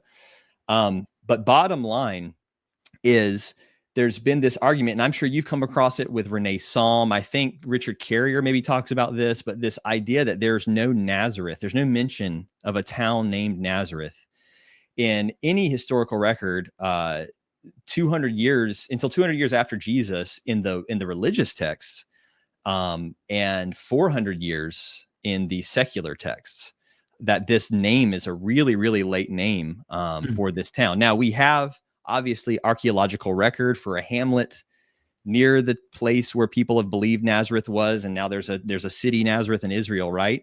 But It's not like the pottery that was found has the word Nazareth on it, right? And you've got Josephus, who is literally documenting all of these. I don't know if it says it in this document. I think your documentary said like 205 towns or something. 205 towns, and he's right there, I think, documenting in Sepphoris or something. He's close by, and he doesn't mention Nazareth. Dude, So, I went to Sepphoris. I was there. It's freaking awesome. Yeah. It's like, according to modern Nazareth, you can see it. It's right. It's in visual, like right down the road. Right. So there's this question of, okay, well, all through the Gospels, the Greek Gospels, you've got the term Jesus the Nazarene and Jesus the Nazarean. You see those two spellings there. And both of them, but especially the later one, Nazarean, complicate deriving that name from the word Nazareth with the way the vowels work. We don't have to get into all the specifics, but anyone can look this up. I believe it's in the first paragraph on Wikipedia of Nazarene, the title. It explains this. It's funny though. I'll put my tinfoil hat on for a second. Every couple of years I go to Wikipedia and that section's removed from the Nazarene title, and I have to go in and refute it and click a button in the deeper Wikipedia to try to pull it back. Someone keeps trying to delete that part. But it'll give you the source material. It's in the Encyclopedia Biblica. There's many places that talk about this idea that these two terms, Nazarene and Nazarean, are more sectarian titles than they are like, Derek the Floridian, right? No, Right. it's Derek the, and then a religious title. It's Jesus the Nazarene. And in John, he's King of the Jews, Jesus the Nazarene. It says in John that sectarian title is there. Even Paul, right? Paul is accused of being a ringleader of the sect of the Nazarenes. So most people will say, well, it's a later sect. They're called that because Jesus was from Nazareth and they're following the Nazarene, right? Right. But here's where I get to the Pliny piece. So now that we've covered that, we full circle back to Pliny. In natural history, for some reason, I thought it had the page number. Maybe we can put that you can Google it really quick, but it's in his natural history. I believe it's like book the Tetrarchy of Nazarene. Yes. He refers to the Tetrarchy of the Nazarene. Exactly. Okay. So I'll have to close this though. If everybody can see this, right? First of all, we're talking, what is this? Using data from 30 BCE, post 50 AD. So refers to the Tetrarchy of the Nazarene. Okay. So I need to Google this. Let's stop sharing. We'll come back up on screen. I will look this up right now. Actually, I'll use ChatGPT and then I'll open up an actual source to find out what the direct source is, because you didn't put the source there either, right? Yeah, I don't know why that's not there, but I could probably find it quickly too. I believe it's like in Nazarene. Nazerini, Tetrarchy of the Nazarene. But while you're pulling that up, you'll see that Pliny puts this geographical location of this very clearly sectarian title or title of a people. He's writing in Latin, and he puts them in the area of Col Syria. I forget, there's a river that he mentions, but it's basically right there in middle to lower Syria, Damascus area, is this Tetrarchy of the Nazarene. Okay. Still nothing here. I can look on my side and just I should have had this ready for you here. I'll pull up a ChatGPT. I use ChatGPT to get like an idea, but then you really have to fact check because they do not get quotes right. Oh yeah. I could pull up the literal natural history. Yeah. Let's see. Is it book 5, chapter 23? I guess Nazarene. Let's see. Pliny the Elder. I should have had a slideshow or something for this part. I didn't really think about it. Let's see. Good. Yeah, book 5. Let's see. Book 5, 19. Book 5, 19, I think it is. Yeah. Okay. So let me share screen now. I'm on, let's see. Pliny the Elder, Natural History. We are on Perseus Tufts, always a great go-to. Here we are. I believe it's at the top. Right? Pliny Natural 5 point. Oh yeah. So chapter 19. Yeah. Oh, is this not it? It's chapter 5, I think. Book 5. No, go to 19. It's right next to you, right there. See chapter 19, the remaining parts of Syria. Oh, okay. Okay. Boom. Exactly. Let's do its magic here. And then what verse? 19. Right there at the top. I just saw it. Very, very top. Yep. Oh, Nazarene, Tetrarchy of the Nazarene. Okay. Exactly. So by the river of Marsyas, Amapia. So this is interior Syria, lower middle interior Syria, Damascus area. Okay. Now we've got Julius Africanus, I believe, being reported by Eusebius, stating that the Nazarene, that Nazara, not Nazareth, Nazara is next to Kochaba. And Nazara is actually an alternate spelling in the Greek New Testament for Nazareth. Like if you look behind the English transliteration of Nazareth, I believe it's in John, multiple places throughout the Greek New Testament, the spelling isn't Nazareth or whatever, it's Nazara. And interestingly, this is how Marcion has it. Marcion has it Nazara, right? Well, Kochaba, Julius Africanus, puts Nazara by Kochaba, and Kochaba is Transjordan. So there's this idea of the Galilee of the Gentiles, like Judas the Galilean, right? He's from the other side of Galilee. So we always think of Jesus as a Galilean or from, because Nazareth is there. But the idea is that the Nazarenes, this sect going all the way back with Pliny, were a people that were stationed out in this Transjordan to Lower Syria area out in what probably was kind of a little bit of wilderness or no man's land. There were some cities, the Decapolis and everything later, but what's interesting is the church fathers say that the Nazarenes and the Ebionim, the Ebionites, who followed James the Just, it looks like, a lot of scholars talk about this, they fled to Pella, right, after the destruction of the temple, Transjordan, and then they end up settling into the 2nd, 3rd, 4th century in the Decapolis, this same area. So when you pair those secular references of Pliny, Africanus, and then you get our favorite yappy, grumpy Epiphanius. With his medicine, Panarion means like his medicine. He's going to fix heretics is the point. Let's pull up. Can you pull up the Panarion real quick? Yeah. I think I have the book somewhere. Oh, I have it right here too as well. I have there's several volumes though. It's massive. Yeah, it's volume 1. I'll Google it. Yeah, it's Panarion. It's just the first volume. When he's going through the Jewish sects and the Gnostics and the heretics. You remember what chapter? Let me see. Yeah, it's chapter 29. 29? Okay, Nazarene. Okay. Right here. Looks like book 1 right, Nazarenes too. Hold on, let me we can actually, I think when you pull it up online, it'll. Oh yeah, there you go. That was quick. Wait, is that your This is not the book version that I have, but I just Googled this. Okay, interesting. I'll add the link. Oh wait, but before we get here, so this is what I want to get to. So here's the thing about Epiphanius, is he's got the Nazareans with the Z, and then he's the Z, and he's got the Nazareans with the S, the sigma. And he distinguishes them as two different groups. And so I wanted to bring up the S, the ones with the S, but here's even, I'm sure you've seen this before. This is the go-to Panarion, translated by Frank Williams. And he's got commentary in this book on these guys. I think I have that book, dude. We got to pull it up because you're probably going to tap into something here, right? With this commentary, I imagine. Yeah. So if you just Google Panarion book 1, it'll pull up. I think it looks like a Greek link or something, but it'll pull up the PDF, and that way we can word search really quick. Epiphanius Panarion book 1. Yeah. Okay. And he's in PDF. Is it Gnosis Study? That one, Gnosis Study. Yeah, pull that one up. Okay. Of course it would be Gnosis. Here we go. Okay. So can you keyword Nazarene with an S? N-A-S.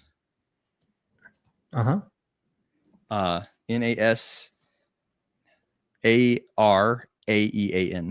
There it is. That one. A-R-A-E-A-N-S. Nazarenes, right? Or just Nazarene. Okay. I would just keep, So now go through the instances. So check this one out really quick. So this is where he specifies, this is a good, he's giving commentary. Let me zoom in a little, people. Sorry. No worries. Go ahead. So what I love about this is the translator, Frank Williams, is giving his take before we get into the book, where he's saying, like, look, he's pulling in other people's voices and this and this. Sometimes it's hard to know what's actually Epiphanius' voice, but I love this commentary because he's saying we can be sure that we're hearing Epiphanius' voice when he's talking about the Nazareans, because he's going really hard. He's saying he's going really hard against them about their resistance to flesh eating. He's like, this is definitely Epiphanius, because he's going really, really in. And the hilarious thing is most of the examples that he gives are the same things that you hear today when you bring this up. It's like Epiphanius, like, well, what about Abraham with the ram? And Peter's had his vision said, kill and eat, and this and that, right? We actually have a good super chat that actually says, well, what about Abel, his acceptable sacrificial lamb? Or he was accepted because of his. This is good. This is good. Okay. It's the same arguments for millennia. So, by the way, I'm going to give you praise for asking the question later, super chatters. I promise. I don't want to butt in. My friend here's got a good, interesting thing we're diving into. Yeah. We'll, you know what I'm going to do is I'm going to try to hit what we're on right now and give you the full thing through just a quick thing on the Hebrew Matthew, and then we can be done. I think this will be a cool way to need to do a follow-up. There's some cool stuff. Oh yeah, because there's so many more materials we can get into on this, but essentially, okay, so go to the next instance of the word. Want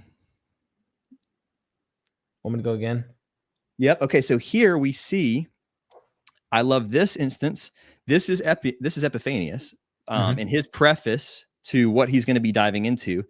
And he's showing you here that the Nazarenes are a sect of Judaism, or they're an offshoot of what at that time was considered now Judaism. At the time, they probably didn't use that word, right?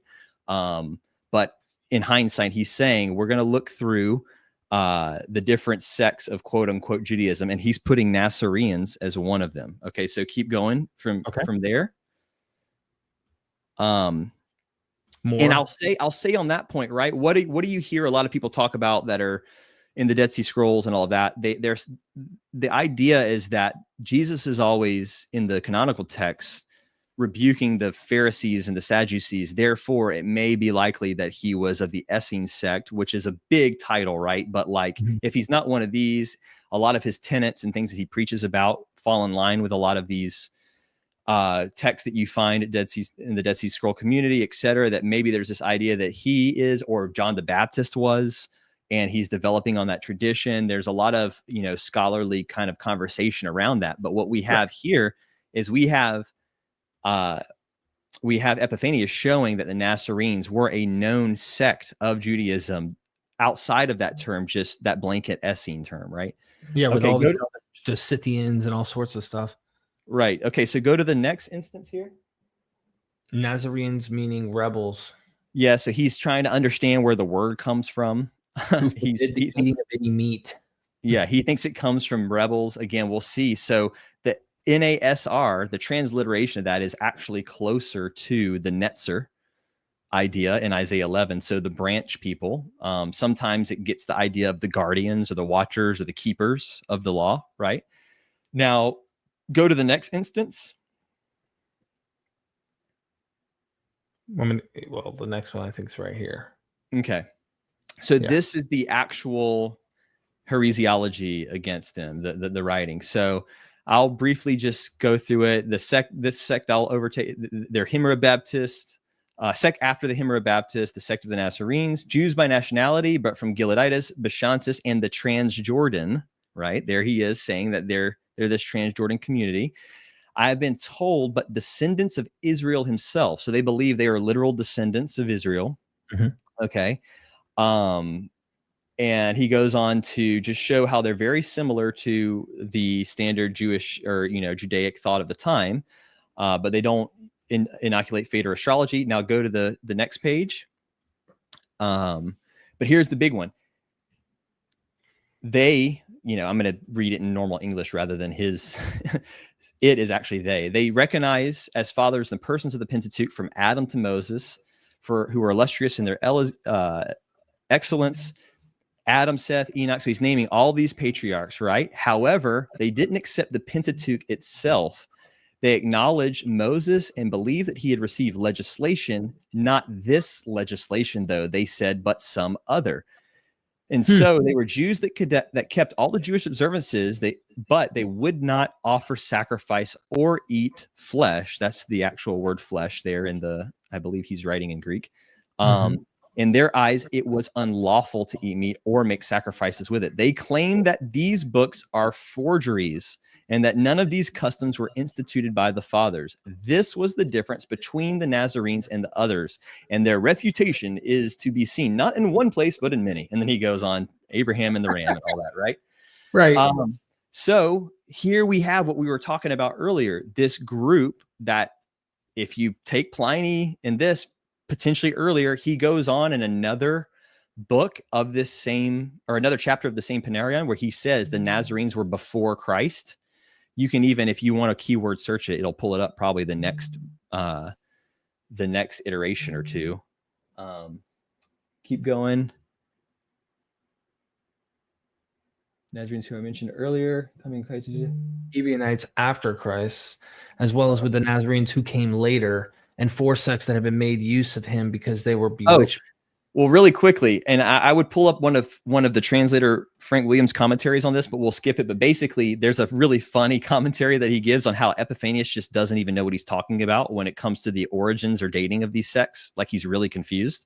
And he gives this example. He says, the Ebionites, as well as the Nazarenes who came later, and actually, I'm referring to a different passage, but basically, that's an NAZ Nazarene. Yeah.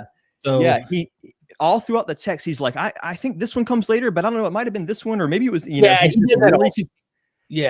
does all of that. And the bottom line is more than likely they're the same group. Maybe there's a subtle difference between them, but he's trying to really obfuscate these groups as two different things, when the S to the Z is a natural shift of linguistic, a linguistic shift over time from, say, like a Semitic language like Aramaic to a Greek language. We see it in the word Asia. Like, Asia went in Greek from first being spelled with a sigma to then later being spelled with a zeta. Like, that shift happens a lot. So they're probably just the same group pronounced differently. So go to the next iteration really quickly. Nazarenes, keep one more. One more somewhere. It might be somewhere. Here it is. This is it. Is this? The sect of Nazareans was before Christ. Yeah, the sect of the Nazarenes was before Christ and did not know Christ. Yeah, and see, here is. How would he know this? Yeah, I know. And how would he know it? And it's clearly a heresiology move to, like, oh, they didn't know Christ, the Christ that we're preaching, the orthodoxy, right? That's what he means. In other places, so me and Neil from Gnostic Conformant have found traditions that we think are rooted in commonality with Dionysus, the water and the wine stuff that we see. And what's funny is he'll like quote and he'll go, "Those filthy heathens borrowed from us," and I'm like quoting Pliny the Elder, the very same source you quoted, to point out this is before Christianity. What we would call Christianity is even like writing literature. And this guy, by the way, for those who don't know who Pliny is, this guy is a gangster. I mean, he is up there with Vespasian. He is an elite. He is educated, high up here, elite. And to pretend that Pliny the Elder borrowed from, a small group of Christianity in the 70s in terms of his knowledge of trying to craft a myth, when we have a tradition of Dionysus turning water into wine or having wine miracles celebrated in different areas of the known world. I guess what I'm getting at is he, in this 4th, 5th century text that he's trying to write against heretics, literally just flips and acts like, no, they took from us. The point I'm getting at is to make your point. He would not know if he is doing anything. It's the typical shtick that counter anti-heresiologists would do. And that is, oh, they just stole from us. Nope. They just distorted what we had original. We had the original true version and they manipulated it and twisted it. It's like modern apologetics in a way. Exactly. And so we don't have to, dude, we could do a whole podcast just on this book because there is so much gold when he talks about the Nazarenes, and then he goes on to talk about the Ebionites, who I mentioned are again one and the same with the Nazarenes. And this is where I kind of want to transition, because there's so much we could say about this. But the point is that it says that, or Epiphanius says that they believe Moses received a legislation, but not this one, some other, and that the difference was that there was a forgery around animal sacrifice. That's basically what he's saying. And what's fascinating is our good friend Ross Nichols, that we keep bringing up on the chat. He's our good friend. You better forgive me. So go ahead. Holy and righteous friend. He's a good dude. Yes. Good guy. So he has his work on the Moses scroll, which again is a whole other podcast. But just the high level cliff notes is that he went into a forgery of the Shapira scroll, supposed forgery, and he, alongside, Dershowitz, Edan Dershowitz is a biblical scholar who looked into this as well, and it's becoming more and more evident that this is potentially not a forged document, and it's a Deuteronomic text, meaning Mosaic law. And the interesting thing about this scripture, which more than likely at this point looks like it's leaning in the direction of it's not a forgery, it's real. I mean, Dr. Tabor did a whole writing on Biblical Archaeology Review defending that potential position. And again, without getting lost in the sauce on that story, because it's an epic story. It's got Freemasonry involved and death by suicide and all this stuff. A movie about this. Yeah. That's what Ross and I are discussing. So, but the point there is that this document that is potentially a very, very old Deuteronomic text has no animal sacrifice. The whole Deuteronomy, what is it, 11 or 12 to 27, that priestly code is just not there. Right. So the idea is, whether it's a Reformation movement or a restoration movement, like you said, these Nazarenes seem to fit this bill of this Transjordan sect, maybe somehow related to this Reuben, Gad, half Manasseh idea, where they didn't come over into the land. They built a altar not for sacrifice, as I believe it says in Joshua or Samuel. And that this tradition is like, hey, we're not doing the temple thing and the sacrifices and all of that. And it might be way, way earlier than we ever knew. And they had their own Deuteronomic Mosaic law texts, as Epiphanius says, not this one that we have, not the Torah we have, but some other, without these traditions. And maybe Jesus, the Nazarene, as he's condemned as, is learning from this way, from this cultural position, and he's coming in. Whereas John the Baptist, this figure, is maybe taking a still ascetic approach, telling everyone to come out of the city, be baptized, giving an alternative for forgiveness of sin through baptism. Instead of blood, we've got water. Right. Jesus is like, cool, that's great, but now I always like to use Star Wars as the analogy. It's like Jesus is now Luke Skywalker. He's come from Tatooine, Galilee of the Gentiles, Transjordan, no man's land, but he's like, hey, we got to take it to the Death Star. And they get the Rebel Alliance together, right, and they go to the temple and they throw down. And so after that, you've got all of these, I mean, just the who's who of patristics write about these two groups, obviously as heretics, but they mention that they have a Hebrew or Aramaic written with Hebrew letters gospel attributed to Matthew earlier than the Greek gospel. And in that gospel, it says that Jesus specifically says, I have come to abolish sacrifices. If you do not cease from sacrificing, wrath will not cease from you. And I have no desire to eat the flesh of this lamb with you. So I don't know if you can pull up really quick, just one last source. It's my document that I sent you. If you're able to pull that one up really quick. Oh, the same one? Yeah. I just want to show you these two attestations from Jerome, which I think are a really powerful one to end on. And remember, while you're pulling that up, we've got Dr. Robert Eisenman. He goes to the extreme with this theory. Tabor is a little bit more in the center with it, et cetera. Michael Wise, et cetera. But this idea that James the Just, the brother of Jesus, is actually the first appointed leader of this movement. It's not necessarily Peter and definitely not Paul. and that this kind of Pauline Christianity is a later development. Sources were, bro. I didn't see them on the right. All your stuff is here on the right. Oh, okay. There But we go. yeah, you've got tons of scholars, by the way, here listed. Yeah. You see the screen? I can see your screen. Yeah. So Jerome should be in there. So scroll down. One of the same and rejected. So there's, yep. But I actually have the commentary on Matthew. Oh, yeah, there it is. Okay, look. In the gospel, which the Nazarenes and Ebionites used. Now, here's what's really interesting. Jerome's writing in Latin. Remember, Latin Vulgate. Mm-hmm. This is the guy that kind of made the popular, common, every man's Bible, right? So he's writing here, that word Nazarenes in our English is actually Nazarene, the same spelling of Pliny the Elder that we looked at earlier. Same exact spelling. So the gospel which the Nazarenes and Ebionites use, which I have lately translated into Greek from the Hebrew tongue, and which is called by most people the authentic gospel of Matthew. Okay. So in this one source, we have him conflating the Nazarenes and Ebionites pretty much as the same group. He says it in another attestation. I don't know. It might be just below that one.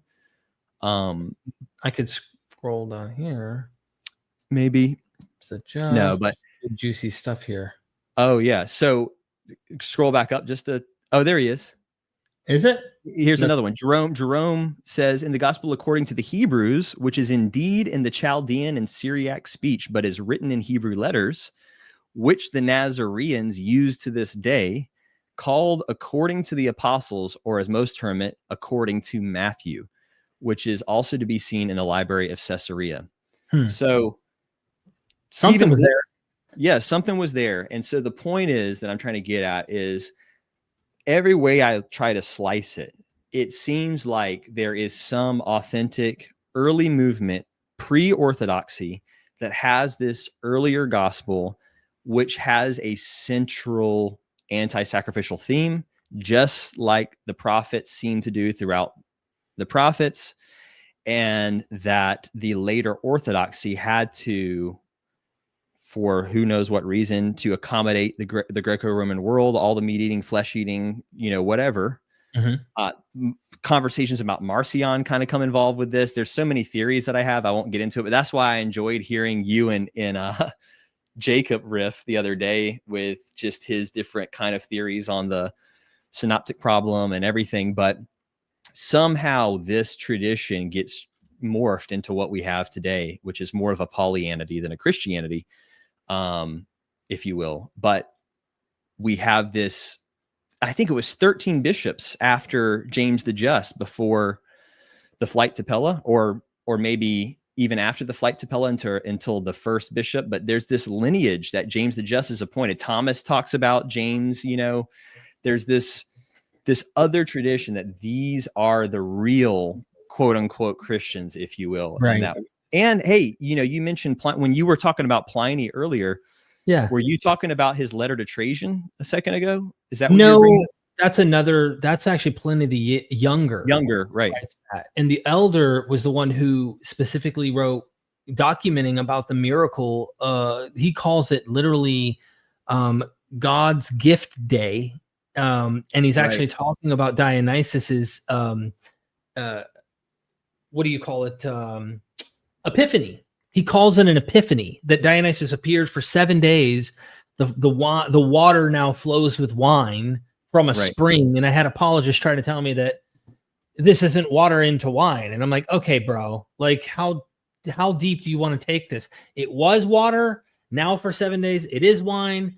Right.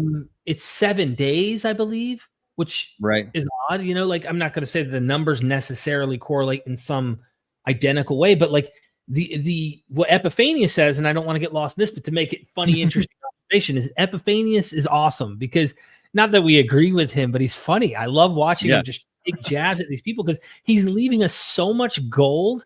It's thou doth protest way too much, bro. You literally just told us stuff that modern apologists want to hide. Okay. They don't want to go there. They don't want to see. And totally. They'll just dismiss it either way. Oh, well, he's late, as if these guys aren't working off earlier traditions and sources. Right. But Epiphanius says that even to this day, on a certain day, that same day, the Nones of Janus, that's January the 6th, the night of the 5th to the 6th, which is celebrated as the birth, the wedding at Cana, and I can't remember the third. I think the baptism of John. All three get tied and anchored to this one date by Jesus in the tradition of Christianity today. Christianity. I don't know what the Essenes would have, I doubt they would have practiced this, but because I don't even know if they tie into the virgin birth stuff. But anyway, this whole thing, he said that the rivers run with wine on this day. And he says this is evidence of the miracle of Jesus. And I'm like, has this dude read Pliny the Elder? Because Pliny the Elder says on this day, Dionysus is literally having an epiphany, and there's wine now coming from springs. You get this from Diodorus Siculus with rivers that run with wine. Like, bro, this dude has been doing the wine trick for a minute, is all I'm saying. And like, what's up? Well, speaking of the wine thing, that's just another aspect to this. I was talking about this recently to my friend Scott that I just mentioned, who has the Church of the Nazarene. I believe I have to look up his YouTube channel one more time, but he's got a YouTube channel where he's talking about this material as well. And we were discussing the idea of how, Christspiracy is heavily focused on treatment of animals, animal sacrifice, this whole tradition. But the wine thing comes in as well when you really kind of think about like the Nazarite vow, which is definitely linguistically separate in the kind of Hebrew from the Netzer, but there are more connections than not. And scholars have thought the Nazarene has some correlation with Nazarite, which Samson, for those who don't know the story, don't cut your hair, don't drink wine. Right. Why? What's wrong with the vine? What's wrong with the grape?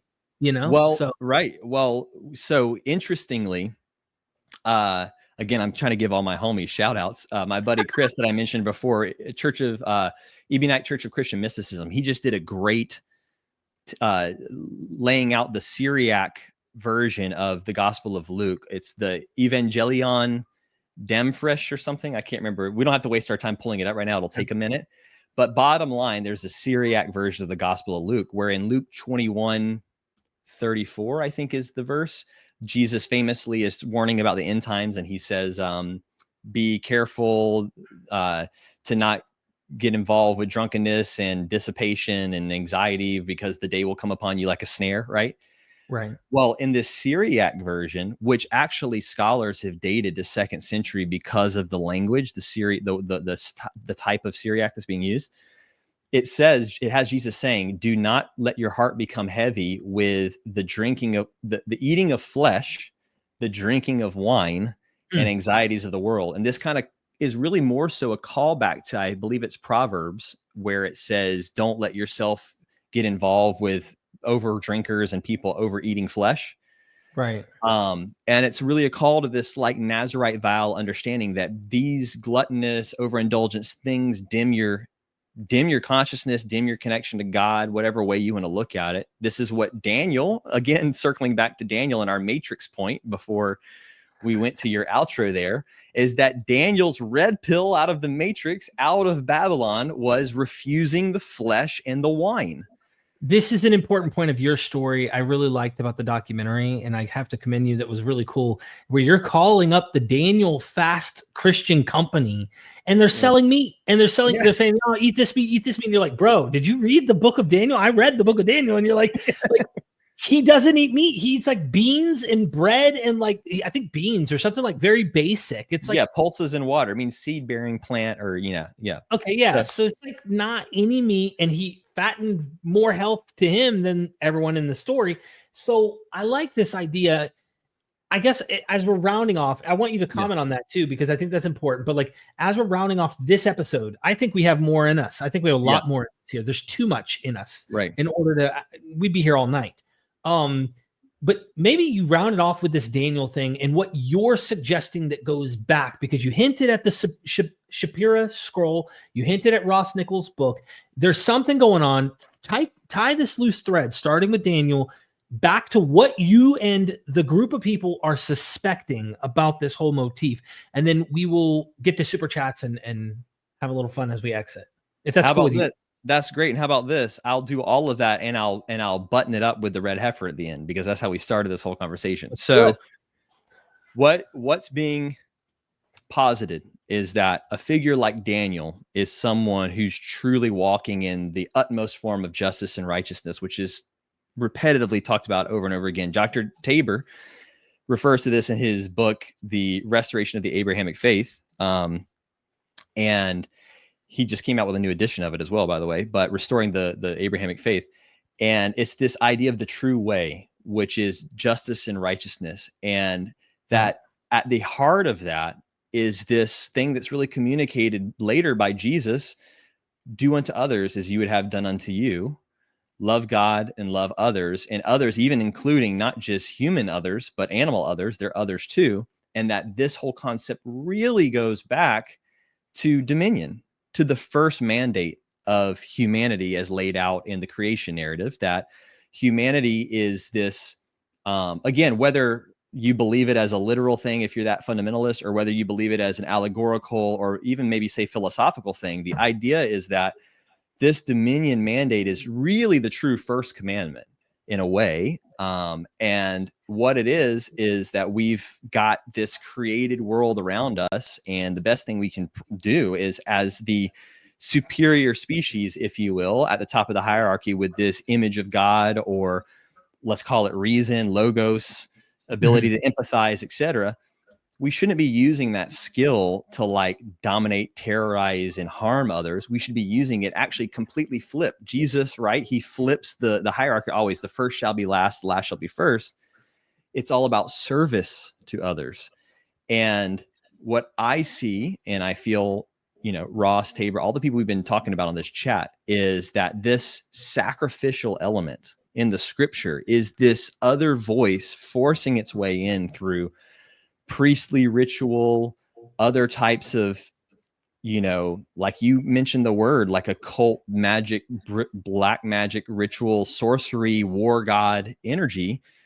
That isn't what these prophets believed was the true way of God. And they were always trying to pull humanity back to the purest, most righteous form, the way of the wilderness, the two paths, the way of life versus the way of death. So I say all that. I want to comment quickly, and I just think about where we're headed. It makes me just think about it in a John Dominic Crossan sense, because I can hear Dr. Tabor in my head right now, and he loves Dom.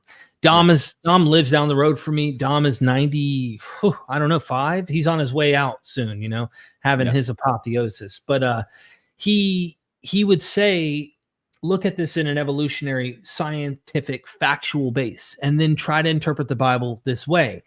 And I like his reasoning, because he goes, look at this. Look at the pollution. Look at the cities. Look at what kind of like you back up. I know you've seen maps of cities and how they look like a germ on the planet. Like it's like you go up and it's just like, what are we doing? Right? Is this really sustainable? And this is the question Dom would ask. It's a great question to ask. I like the reinterpretation. I want to just make my comment and then have you wrap things up into the red heifer, or however you want to end this. But here's my thing. I try to find the good in everything, and try to also see what I think is dated. And let's just realize it's dated. You can't really judge the past. I mean, you can, but my point is you can't change it. So we can learn from it and move forward. I'm sitting here looking at this stuff and I'm going, okay, it sounds to me like everyone, we look at earlier material and we interpret it.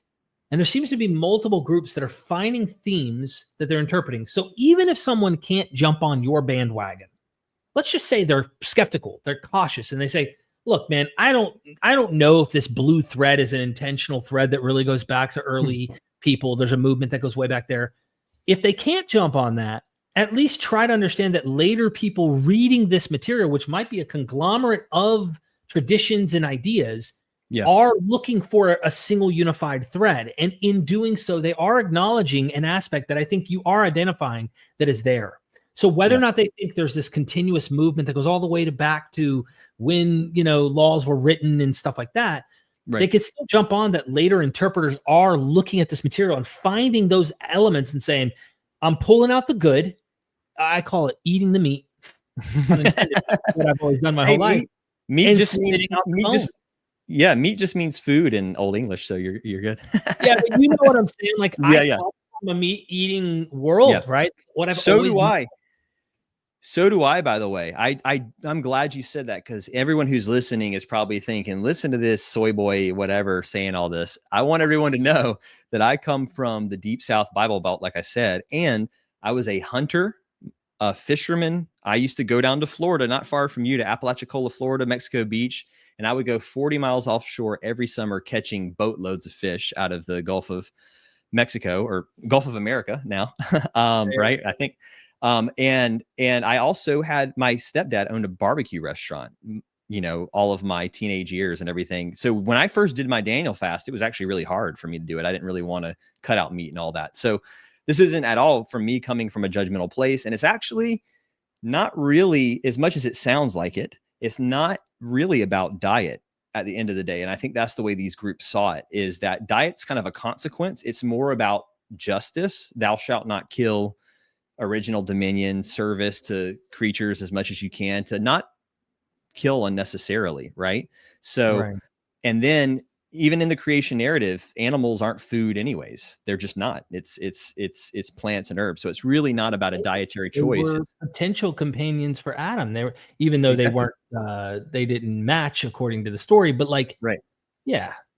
So that's where I'd love to like round it up, is talking about this, this whole red heifer story and where we are right now. Is, look, I said earlier in the first podcast that Henry David Thoreau has this quote that opens our film: there are thousands hacking at the branches of evil to one who's hacking at the root. And if we can hang our hat on the historicity of a temple event, or at minimum these Nazarenes, or whatever it is, like you said, maybe it's later groups writing back. What I see as a tradition hacking at the root. Like there's all these things: slavery, war, injustice. Like you mentioned, oh, I want sacrifices if you're feeding the poor and taking after the widow and this and that. Well, where do all these problems actually come from? And what I have seen from 15 years of researching this topic is, we've been talking scripture, but anthropologically, there are books and books on animal killing and domestication being a root cause issue to all of the world's greatest challenges right now. Biologically, we could talk it with the makeup of the human body, and that we're actually more frugivores. We've got opposable thumbs. We've got like everything points to the frugivore or herbivore side than it does to the carnivore side. Philosophically, the ethics are really hard to fight against. That's why some of the greatest minds in the world, time and time again, the who's who, all were either vegetarian or vegan or wound up that way at some point in their life. From Nikola Tesla to Leonardo da Vinci to Albert Einstein in modern times. But like you mentioned, Pythagoras and all of these older, Porphyry's writings on animal ethics are unbelievable. I mean, there's just no way to refute the arguments.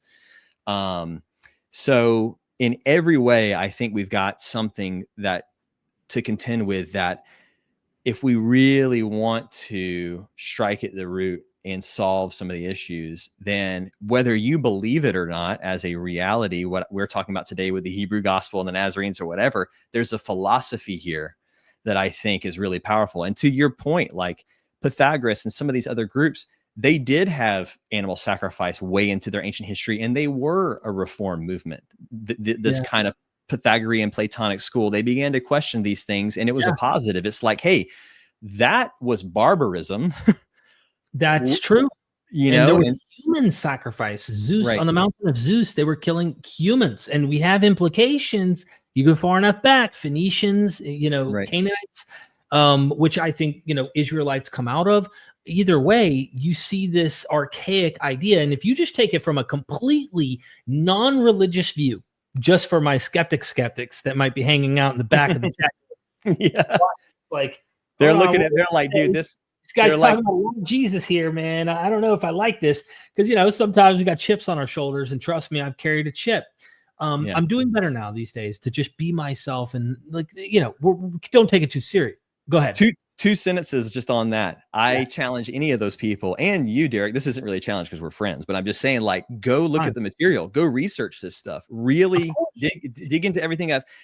I've thought for a while that whether it's the mythicist train to the fundamentalist train to the critical biblical scholarship, whatever area or place you're in, for whatever reason, this topic is like very rarely discussed. You've got the outliers like Robert Eisenman and who is it? I forget the Hebrew gospel guy, James R. Edwards. Like, you've got some of these people that in these different disciplines will go there.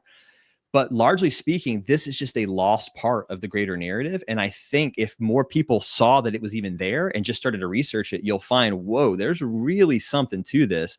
Yeah. And it might change your life, if anything, at a philosophical level. That was more than 2 sentences, bro. Sorry. No, let me make one comment about this. That I'm looking at it. If we put our religious baggage to the side and just purely look at it from a data point and an experiential point. When I was a kid, my BB gun, I went hunting with my BB gun, not a real gun, but BB gun around the neighborhood. And I remember I hit a squirrel. I was aiming to try, hit a squirrel. I'm like 10, 11, maybe 12. I mean, we grew up in the South too. So, mom and dad would hand you their BB guns and say, don't shoot any humans, but, and don't hit any houses, that kind of stuff. So I remember hitting a squirrel, and it's just one of many times where I'm hunting or I am fishing or whatever. And dude, watching the poor animal, like, it wasn't like I hit it and just stunned it. Like, this is a suffering animal that's right there, that's suffering. And I'm like crying as a little kid. Catching a fish, you're told, hit it in the head, try to keep it from suffering when you go to eat it. We do it on camping. I felt bad. I just did. I just inherently felt bad. Now, I could see if I practice this enough, I will desensitize myself to the violence of doing this to animals. So it just seems logical, especially when you hear these amazing, crazy serial killer shows that we always watch about how this little kid started with animals. Yep. They started with strangling and dissecting animals. Then they work into the humans. And you start going, whoa, whoa, whoa. What is this phenomena that leads to the violence and blood and death of an animal, then leads to humans? And I kind of wonder if we were able to somehow, as humans, I don't know the answer. This is above my pay grade, but it seems logical to me. If we reduced the killing of the animals in some way, I can't say it'll ever completely go away, but it would be amazing if we reduced it. I imagine statistically the violence that comes out with human on war, the war that we have with humans might reduce if our violence that goes to the not so human animal species is now being tamed or tolerated. So I look at this completely from a secular angle and say, this is, hey, amen, amen. That's how I feel about this. I think this is a commendable observation, and it's worthy of further investigation. It needs to be talked about more because I think we all want peace. I think everyone wants that. I would imagine. I'd hope, Well, here's my closing words then on that. To bring up the red heifer as not only a relevant cultural event that's facing us right now, but as a metaphor. You've got, it's 5 heifers, right? But it's really one who's going to be sacrificed to initiate this temple build. And what you have there is an example, a very condensed, hyper concentrated example of an animal death leading to all of this conflict, war. Like I said, you've got 2 sides of this conflict surrounding that event. They want the same piece of property.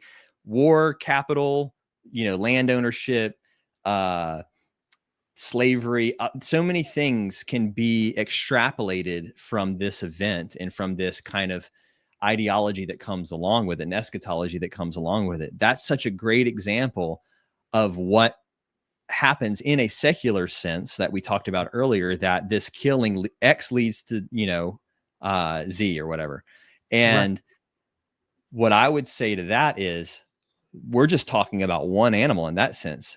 But I want to remind everyone that 90 billion land animals are killed every single year in the animal agriculture industry. And check this out, 99% of them are in factory farms. Like, that's the part I think a lot of people don't understand. 90 billion is a huge number. That's like killing the human population 10 times over every year, if we equated it to humans. But not only are they just being killed, but 99% of them are in the worst conditions imaginable. I think most people would condemn factory farming. Even Joe Rogan, who's like a full meathead, right? He's like totally condemns factory farming and thinks it's abhorrent. It's literally hell on earth. The animals are forcibly impregnated. You know, their birth they're forcibly impregnated. Their birth is forced. Their death is forced. And usually really young. Almost all of them only live to about 3 months to 6 months old or whatever, sometimes younger.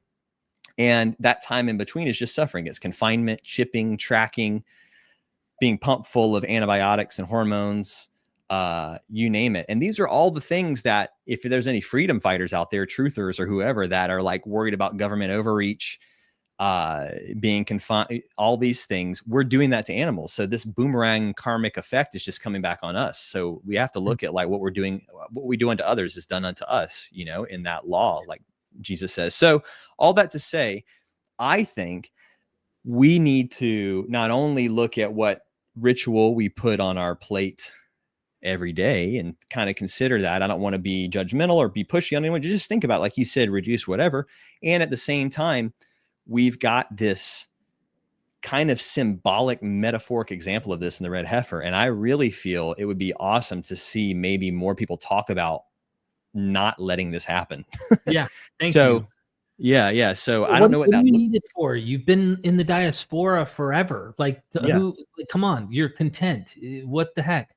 Live the religion you have. Don't do this. I think it's chaotic. And I don't think that it's going to be in the long run. I don't think it's wise, but I'm also thinking about the cruelty because I've seen decapitations on video of humans. I've also seen animals. And I think to myself, like, bro, this is the most gruesome thing to watch, and think to myself, how could I make that normal in my religious activity, to think that's normal, like without having magic thinking that this blood and some weird kind of strange superstition. I just personally am like, get rid of that, dude. What are we doing? We're 2025. I think we should try to move on. That's what I've been fighting against in a lot of ways with apologetics. It's like, you know, some of the stuff that they defend, they'll find a way to make slavery not slavery or whatever. Yeah. We should move past some of these ancient practices. So well, my buddy James Benefico, who's on the Jesus Way podcast with Aaron, and I join it sometimes. He said something to me that's always stuck with me because I know it really well in my community back in Georgia. All the Southern Bible Belt Christians trip out every couple of months when they find an altar with blood and bones and everything spread on it, because there's people that do this kind of ritual killing, and you know, whatever practice, they'll label it satanic, witchcraft, whatever. But that's the real litmus test there. Like if you, Derek, or if anyone listening were to go in your woods next to your house right now and walk in and you come upon an altar with blood splatter all over it and a skull and like smoke and incense, what's your first thought? Bro, you don't even need my answer. But how then, if that's the reaction, how then do we let Dexter out? Why is Dexter not in prison right now? Okay, sorry, go ahead. No, yeah, totally. Yeah, it reminds me of True Detective, that first episode when they come up on anyways. But that said, why is it that then somehow in this Hebrew biblical context is actually like holy? It's just a weird. So that's a great litmus test of like, is this what God ever really wanted? And then that's when you can really go and start to see that blue thread when you just ask, is God? This is my real last word, and then I'll leave it on this. You mentioned, who was it that you just mentioned a second ago? Oh, Crossan. Another person like Crossan that I think is really interesting to listen to in this regard is Rupert Sheldrake. You familiar with Rupert? So Rupert Sheldrake is he's a what's the discipline called where they study like quantum physics? I guess he's like a quantum physicist, maybe. Super smart guy, but he's now ironically become he's like a Anglican priest. I don't think he practices or whatever, but he's joined the Church of England or whatever. Why? Because he went really down the rabbit hole in this morphogenetic resonance theory. And again, I'm not going to get too into it, but it's the kind of 100th monkey theory, this law of critical mass, that like when one species starts to pick up a trait, all the other individuals of that species immediately take it on instantaneously without having learned that trait before. And that maybe there's this morphogenetic resonant field that our data or our consciousness exists on, et cetera. Really, really high level philosophical stuff. But he recently talked about in a video where he was being interviewed talking with Terrence McKenna. It's a really, really old cut. It's an amazing video. They used to chat back at Esalen here in California, and they're talking about animal sacrifice and this idea that I think there's a book called Blood Rites or Blood Rite written by this woman. I can't remember her name, but it's a really famous book on the topic. And that this concept of the sacrifice comes from the idea that humans actually weren't originally the top of the food chain. They were prey to like bigger cats and such. And so when humans are trying to get away, they're actually running from trying to be preyed on by other larger predators. One would get caught and eaten. And just like you see an antelope with lions or whatever, once one gets caught, the rest can escape. Yeah. That's the sacrifice. And so there's this holy, deeply programmed, intrinsic thing of like, thank you so much. We all get to survive because of, but then what does that mean? Oh, wow. Makes me think of Game of Thrones. I was just watching on the north side of the wall where they give the infants to the Ice King. I don't know if you watch Game of Thrones at all, but like the Jon Snow sees this thing happening where this picks up this baby and it's like, and then clubbed over the head, and he has to explain to him, no, this is a sacrifice so we don't have to deal with the wrath of this Ice King and his army and stuff. It's just crazy. Right. But, right. And that's the idea. And that's where they kind of go with it in the conversation. And Rupert talks a lot about this on his podcast called the Sheldrake Vernon Dialogues with Mark Vernon, who I actually did an interview with right after Christspiracy went in theaters. Really, really cool interview because he was really skeptical about the Nazareth Nazarene thing. And he's a theologian. And we talked about it and I showed him the source material. And by the end, he was like, whoa. But he's friends with Rupert Sheldrake. Rupert Sheldrake says this whole idea of sacrifice. Then what does that mean if that's the program? Then we then put that on God. Oh, God's a predator. God's like this predator that we have to, and that's where the wrath, the penal substitution, all these things come in. And so I think we're at this crossroads where we understand that much of that, you know, in the Christian tradition is more written about in the Pauline and later tradition. You don't find it in a lot of the earlier texts, you know, now that we've got the Dead Sea Scrolls and yada, yada, yada, this idea. Even I said this to Wes and Stephen in our debate and they kind of hopped over it and didn't answer. But even if you take the Levitical priestly law at face value, in Leviticus 5:11, it says that you can give grain for sin atonement. So there's no blood necessary if you're poor. So it's kind of funny because this is a skeptical argument. A lot of skeptics in my arena will challenge the Christian notion of the sacrifice that's needed. And they'll go, you know, like there are places where God just forgives. Like it didn't require, like it just was a change of heart. And then God forgave them. In certain passages, it's clear that there wasn't even a need for a sacrifice or some type of necessary, you know, sacrifice in that sense, right? You could say giving up something is a sacrifice. And that is another form of it. Giving up something that is a pleasure or something like that. That could be a form of like, hey, I'm showing a change in my heart and that's enough by my action. And anyway, I just thought that was an interesting point. So, okay, we're going to keep going and going if we don't. Yeah, we are. Let's wrap it up. How are we going to end it? Super chats real quick. I'm the famous shameless plug. Everyone knows this. Whether that's to my detriment or my success, it doesn't matter. Go check out Christspiracy. You can watch this right now. I'm going to put it this way, for free. Okay. You can watch this. You will enjoy it. It's 100 minutes long. Very well edited.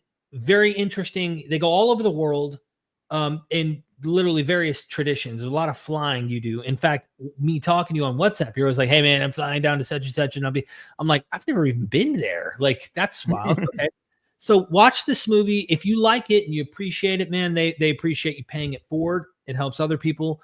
Remember, they did not bow the knee, so to speak, to the Netflix and others expecting them to cut stuff out. So they ended up doing this themselves. Very professionally done. Also subscribe to Christspiracy. I put the YouTube channel in the comment section so you can go support my friend here. Check him out live. There's 57 watching on his end. Let's make those numbers grow. And then also the Moses Scroll book by Ross Nichols. We brought that up earlier in case you want to check out some interesting history about what's going on. And even the 10 Commandments have been tampered with. Okay, so once you know that even the 10 Commandments have been like played with amongst these traditions, it's worth investigating further. Okay, right. Couple supers. We'll start from the top. There's this guy. We don't know who this is. Just kidding. Ross Nichols. He wrote the book I just showed you. Here we go. The mother frickin' Wendyberg. You've been nothing but amazing. Thank you for being here, being a member, everything you've done. I really appreciate your friendship. Mario Marufo. Forgive me if I butchered your name. Patriarchal society is class society. The society of the master-slave dialectic and of human sacrifice. To overcome it, we need working class revolution. I don't know. It's above my head of understanding all of this, but. Well, that's what I will say. I mean, I'm kind of taking it at face value of what I think it means. Working class revolution. I think a lot about, we mentioned Judas the Galilean, the tax revolt. There was a lot of stuff going on at that time with this whole temple system. And I think that system, again, metaphorically can be extrapolated to what we see today with the Federal Reserve and the Vatican and the political systems and this and that. It's like it's been extrapolated out and it's just larger now. Right. And so, I think they're like the taxation system in America, at least. One thing that people might be surprised by, to pull it into this topic, is there's like $300 billion a year that are sent to animal agriculture. And it's at least 100 times more money of our tax dollars sent to animal agriculture than plant agriculture. So there's like no room to innovate, to like make more solutions for the plant-based side of things. And then almost all of our 77% of cropland is fed to animals to fatten them up. So I say all that to say, when I think working class, I think about people doing their best and they're getting taxed and the government. So I think we gotta do some Judas the Galilean tax revolting too. Right. Solera Knight, thank you for the super chat. 85 million people sacrificed during World War II to the war god religion. Non-agrarian Israelite priests always ate the sacrifice. Hey, that one speaks for itself. I don't know what you can say to that, but yeah, I mean, death, the way of life and the way of death. Yeah. Essene Ebionite Church of Christian Mysticism. Is this your boy? Yeah, that's my boy. Everybody go follow him. Go follow, subscribe to the YouTube channel. Cam is the real deal. He walks the walk. Derek, ask Cam about Luke 21:34 from the Evangelion da Nephareshi.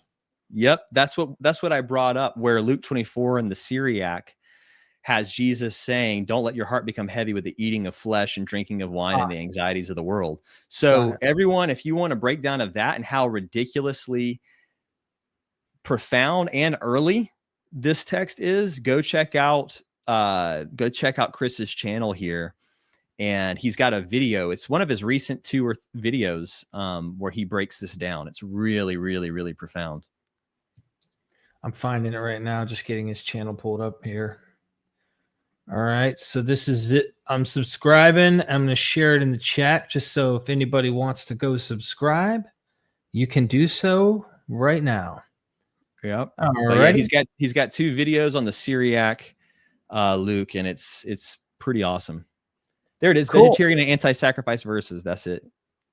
That's what I'm talking about. Okay. Cool. Okay. That's cool. Go subscribe to him. Wait a minute. What? Thank you for the super chat. Wasn't Abel praised for his animal sacrifice in the beginning? Confused how it's a reflection of the beginning. I thought God liked barbecue. So you can see why someone would think God likes the barbecue, Yeah. And that's basically what Epiphanius was saying in his refutation of the heretical Nazarene sect. But so there's a couple ways that I look at this. So if we look at the text at face value, what's really interesting is the text never says God commands Abel to do a sacrifice. It does say that an angel of the Lord, right, or a messenger commands him or tests him to kill his own son, but then stops him. But the text never says that God tells him, here's a ram. It says that Abraham finds the ram, sees the ram, and sacrifices it. And then Abraham says the Lord has provided. So one could, at face value, interpret it as man putting his own traditions and interpretation and reflection onto God. But the deeper, you can pull that up if you'd like and or whatever, but the deeper thing I would say is this could be another one of these, red threads from the priestly tradition that made its way in. When you think about documentary hypothesis and the ways that these texts were compiled, whatever belief you have around that, the Nazarenes, like I said, seem to believe that the original Torah didn't have this stuff, that it said specifically that it believes in all the patriarchs, but that stories have been forged in their name, right, specifically around this topic. They were specific. This is the forgery. This is an important point to bring out. Okay, so again, that's why I brought up the other position earlier, saying maybe later people are reading and finding the aspects, and maybe they are identifying a debate, because it does go back at least to whoever's authoring some of these books, Jeremiah and stuff, when they talk about the lying pen of the scribes. There you go. This is a huge internal thou doth protest too much kind of thing for the fundamentalist. Okay. Yeah. The Bible itself is telling you that other writers, other scribes, which is exactly what he is, he's writing material, they are fabricating or lying, as they would say. It's almost like the argument of forged by Bart Ehrman in a way, where Paul is writing a letter and he's like, don't trust the other letter. It's a forged letter. And a lot of scholars go, dude, the letter that's telling you not to trust the other letter itself is a forgery, by the way. So like, again, there's something going on between the writers. Ross is going to kick my butt that I didn't bring up Jeremiah 8:8. I can't believe I didn't do that. I think I said it so many times in the debate with Wes that I'm not saying it as much anymore because I'm kind of tired of hearing myself. Yeah, Jeremiah 8:8. The lying pen of the scribes has falsified the Torah. And even before it, it says, who are you to say that you have the law? Right? He's kind of calling out the priesthood there when the lying pen of the scribes has handled it falsely. Let me, what verse you said? 8:8? Yeah, Jeremiah 8, verse 8. How can you say yeah. Go ahead. No, go ahead. Yeah, how can you say we are wise, for we have the law of the Lord, the Torah, when actually the lying pen of the scribes has handled it falsely? And really, when you look at the Hebrew, if I'm not mistaken, it's more directly has falsified it. And it's literally the pen. So like, again, I brought this up in the West debate. I talk about this, like you said, it's a big challenge for fundamentalist Christians, inerrancy kind of conversations. And the walk around is like, oh, well, they handled it falsely and that they weren't really acting it out purely in the way it was intended. But Jeremiah specifies the pen. Right. Right. So like somebody's writing things that are clearly not not trustworthy, but this is why textual criticism exists, because it's not just about, is there a unified blue thread or red thread or whatever. It's that there is clear discrepancy in material that's a no-brainer that scholars can identify and go, that guy clearly didn't write this. This seems to be in contrary to that. But yeah, anyway, well, can I say on that too, what you're going to really love, Derek, given your theory, you say you've been working out with that book or that piece that you're working on, is in addition to what is that? My documentary, my little movie I'm putting together. Your documentary. Yeah. Check it out. Ezekiel, and this is a Ross Nichols little nugget he dropped on me too, just blew my mind. Ezekiel 22:26 and Zephaniah 3:4 both reference violence. There's your word, violence being done to the law. Violence. They did violence to the law is the wording there.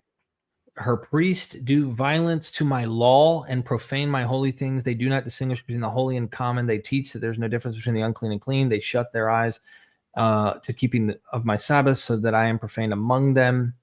And then the other passage? Zephaniah 3:4. 3 verse 4. Her prophets are unprincipled. They are treacherous people. Her priests profane the sanctuary and violence to the law. That's in the temple.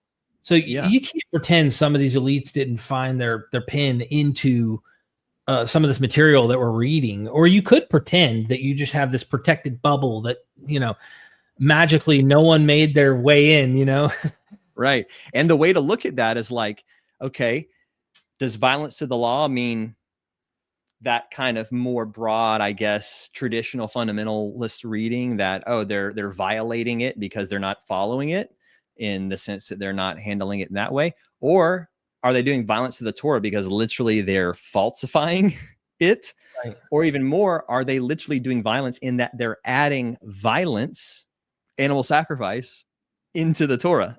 Like there's so many layers at which you could kind of understand what did they really mean by when they said that, especially given the context of Jeremiah, etc. So anyhow. Yeah. And I've even heard it said from academics, and then we'll move to the next one, is that the priest who wrote the priestly material had all of the incentive to incorporate this, because, mind you, their money-making machine is due to you bringing a sacrifice to them for good fortune for the next year, for all that comes with this practice. So it's almost like the church pastor walking up, whose entire job is commissioned on your tithes, and then literally just preaching anti-tithal messages all day. Like, he's not going to have a successful business. It's counterintuitive to his position and what he is. So when scribes are working overtime to make sure you bring those animals to the temple, not only so they can eat, because the priests participate in eating the sacrifice with God, depending on the sacrifice, but the money that comes with it. So yeah, I would say money, follow the power. Big time. They're really like, it's a great analogy is big pharma. Obviously, like, modern medicine has great benefits to it, but when you get that idea like a big pharma scheme or plot where there's like a drug company that's just trying to do sick care in the sense that they want people to be sick and not get to the root cause so they can keep selling their medication, it's like there's all these 613 laws that you can violate in the Torah, and leprosy and all these things. And so when you've got any of these problems, the only way to fix them is you got to go to the temple and sacrifice. And that costs money. You either have to, there's even a tax at the temple tax system, where they make extra money on changing the money, which is the whole money changers idea in the text. So yeah, it's a big money-making scheme. And at that, in that sense, you're right, that I think that the reason why these prophets and this side of the blue thread doesn't really get understood is because it's still kind of in some ways being perpetuated today under various new guises, if you will. Interesting. So it clearly goes against some of what they already practice. Solera Knight, again, thank you for the super chat. 2 black hairs, spoiled red heifer. What symbolism? Yeah, that was what Ross said to me after I was like, have you seen this? And he's like, yeah. So the heifers are spoiled, which kind of in a way means God spoiled them. Like, God caused those hairs to grow, but then they still sacrificed it. That seems like that seems like a lawbreaker right there. That can't be right. I don't know. Anyways, yeah, it's the symbolism. I don't know specifically what you mean by the black hairs, but yeah, there's the irony of like they're waiting to get this perfect unblemished thing. And, I often talk about, or we talk about, just praying that they sprout some kind of other hair color. Maybe we can go spray paint them or something. I don't know. Yeah, that's what we need to do. Freak them out and paint them all white. What the? Mario, thank you again for the super chat. Next time someone asks why I'm vegan, I'll say it's because I'm a secular Buddha, and they will say, you mean secular Buddhist? And I will say, no. I don't get it. Do you? I think he's comparing Christianity versus Jesus. Maybe he's making a parallel there. Mario, help me out if you're in the chat. I don't understand. I'm trying to. If you're still here, it's been a minute. I'm thinking he's saying, like, if someone were to ask me why I'm vegan, I would say because I'm a secular, or I'm a follower of Jesus. And they're like, you mean you're a Christian? And I say, no, I don't know. Sounds like what he's saying, but I'm not quite sure. Oh, someone's saying that they think he means I'm the second Buddha. Oh, okay. Maybe. I guess. Yeah, I don't know. Thank you. Mr. Warlight, the Jews who revered Joshua ben Jehozadak As the branch from Zechariah 6 were called Nazarenes, meaning branchians. What are your thoughts on that? Yeah, that's an interesting one. I haven't had a ton of time to look into the modern renditions of the Nazarenes. Some of my friends I've mentioned in the podcast have, but it's kind of like everything else when it comes to like later Reformation, Restoration movements, where it's maybe not as based on some of this actual textual material that we're talking about today. So I don't think there's a direct line with a lot of these modern groups, to my knowledge. I could be wrong. I'll have to go and look a little bit deeper into this Joshua ben Jehozadak guy. But that's why, like I said, there's more. The people that I brought up on the podcast, there's a lot of people that are talking about this. And again, it's not like we all found each other because we looked at the material and we're like, wait a minute. It's kind of like you and Neil, it's like, wait a minute. You came, whoa, you know that? And it's like, yeah, on our separate journeys, completely unbeknownst, like we have no other thing, like same thing with Ross, like all these, there's just this movement where people in their own individual lives started asking these core questions and all kind of wound up in the same place, but through different means. So we're just discussing it, and who knows, will it become a new church? I don't know. But hey, if it is, we need a Moses, Derek. So I don't know if you're. Listen, it's going to cost you a lot. I'm going to need you to bring sacrifices and money. I'm just kidding. No, you have become one with all to be Buddha. So I think that might be what they're trying to say. Is they're not a Buddhist. They're just trying to say, no, I'm becoming one with all. I don't know. Okay. Just figure I and the Father are one. Right. I fish in a tie. Thank you for the super chat. How many animals are murdered by halal per day? You cover this in the documentary. There's way more. It's like 1 point something billion. Yeah, it's a lot. It's a lot. I don't know the exact numbers. That'd be a fun chat GPT, and then you'd have to fact check it. But what I do know is it's $1 trillion industry, halal, and the certifications too, the process, there's so much corruption. And bottom line, I know from a lot of my friends that I know that are Muslim that the halal thing is like very serious. They take it very serious. And most of them don't know that due to the numbers of animals being fed through these systems that they think are halal, it's impossible for them to actually keep the practices, and they're not. So similarly, there's a lot of people in like rabbinic Judaism now that are going vegetarian or vegan for kosher reasons, because the modern animal agriculture it's impossible to keep it actually kosher. So yeah, I mean, it's unbelievable the amount of animals killed for halal. Thank you for that super chat. Nemo History, thank you for the super chat. Parallels and prophetic insight via intramancy versus hearing an internal voice to dietary rift. Julian Jaynes' theory of the origin of consciousness. I don't know about this. Do you? I don't, but it sounds interesting. Very interesting. Never heard of it. Thank you for the super chat, though. What I will say, I don't know if that's at all what he means, but call it placebo, call it whatever you want to say. But ever since I started doing the Daniel fast, for sure, something in my cognitive awareness, ability to connect dots and see things different in a, dare I say, like, I don't know, serendipitous, prophetic, like just seeing things in a different way, has actually increased. I feel that there's a connection to it because you're really, meat flesh is like really dense. It's heavy. It's like when you eat Thanksgiving turkey and all that, and afterwards you're like about to fall asleep. Right. Plant-based food in a way has kind of a vibrance and a vitality that lifts you into a space where you can actually think more clearly. But I don't know if that's what he means. It kind of sounds like it. Okay. I don't know. TWPB, thank you for the super sticker. Appreciate that. Chris Pham, thank you for the super chat. If there's one thing I would say to anyone on my deathbed, it would be to watch Christspiracy. That's all funny. right. Oh, Chris. Oh man, what if you got a video one day mailed to you, like a VHS or a DVD or something like old, like, and you're older and there's like, this is my last words, and like there's this guy on the bed going, listen here, Cameron. I want you to know about Christspiracy. Oh man, that'd be funny. Hey, to be fair, I'm not 100% sure, but I'm 99% sure that that's my wife's brother. Oh. So thank you, Chris. But what's hilarious, it doesn't take away from the validity to it, because he was a, big time consumer of animals and raised Coptic Orthodox and all of that. And he's recently been really blown away by the film. It took him a little while to see it. And then when he saw it, it's really made a massive impact on his life. So thanks, Chris. If that's you, I'm pretty sure it's you. Thank you. Thank you. And then Harold Barr with awesome live chat. Thank you for the super chat, my friend.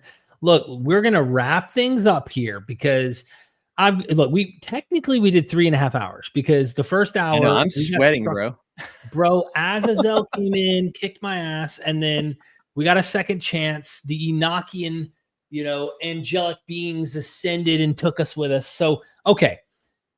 What would you like to say? Because I think we have more to get into in these sources and all this stuff in the future. We can dive into this fun, especially when it comes to Hebrew Matthew. I'd like to pull on that thread with you at some point. Maybe you and Aaron, because you guys have been like really infatuated with this material.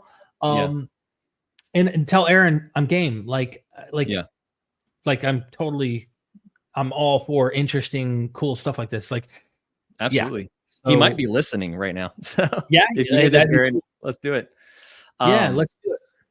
Yeah, I mean, there's so much more that we can talk about. So I would just say, everybody watch Christspiracy. If it hasn't already been sold hard enough, just check it out. I will say it's a film that is designed to keep this type of material entertaining. So it's edited in such a way with a lot of verite, kind of in the real time stuff. Therefore, the source material that we dived into today, Christspiracy is only scratching the surface of that conversation. So watch it for the entertainment value. You're going to still learn so much about all the different threads that we didn't even really discuss, like the Islam and Hinduism and kosher, etc. But once that surface is scratched by watching it, yes, Derek, we can do a follow-up where we go into these materials. I don't know if Neil would want to at some point, I want the source guys to really hammer us. I want to get hammered on this and really figure out, are we just making this up? Is this as solid or not solid? Like, what's going on here? And so that would be cool to go into that and really kind of break that down. I'll tell you what, whether it's another pod with Ross or even Dr. Tabor is really, I think, now in this time in his life where he's retired and everything, I think he's ready to really go harder on what he really sees with this material in this early, first and second century pre-Christian movement. So I think getting that out to everyone would be really, really cool. Yeah, let's do it. Just sneak peek, we are working on doing a pre-Paul Christianity course. And so when that comes, dude, we'll have to promote that, get that out there, let people be able to join it. And the cool thing about James in his course is he's not really retired. I mean, he's retired, but he actually is still a professor. He is actually teaching a group of students and is directly connected with them. And so if we do a course on this, he'll walk people through it. He has private Zoom meetings with them. And it's a blast, and he records them. So if you miss it, you can catch up on it and all that fun stuff. So there's no time restraint on what you can watch when you sign up. People go sign up later when he stopped doing courses on his earlier courses, and they can catch up on all of those. And he oftentimes will give those, whatever course you sign up with, he'll invite you sometimes to the other course. He's awesome. Good guy. Yeah. That man never stops moving. He's I don't know how he does it. He's just keeps going and going and going. He's doing so many things all at once. In Israel, when we were walking, dude, it's hard to keep up with him. He literally walks fast. Solera Knight wrote, the manna of the Bible is a psychedelic mushroom. I'll let that be the last comment if that's cool with you, and then we'll wrap things up. Hey, the possibilities are endless. I think that there's a interesting kind of parallel that you see when you think the way that it's described, and the fact you open this live stream with the phrase "Holy cow!" Holy cow! And there's a bit of a kind of understanding in the Vedic tradition or the Hindu tradition that the cows became so holy and worshipped because the feces grew psychedelic mushrooms, which was a part of a certain sacrament in the Far East at that time or whatever. I think Marco Allegro's work goes into some of this kind of stuff. And But the Israelites were following around their livestock in that story in the desert. And if they're pooping all over the place and something's coming up with the morning dew, it kind of sounds like a mushroom. But hey, Yeah, who knows? Who knows? There's a lot of rabbit holes you can go down with that one. And they're seeing God in the clouds and everything. So I don't know. Could be tripping in the desert in this story.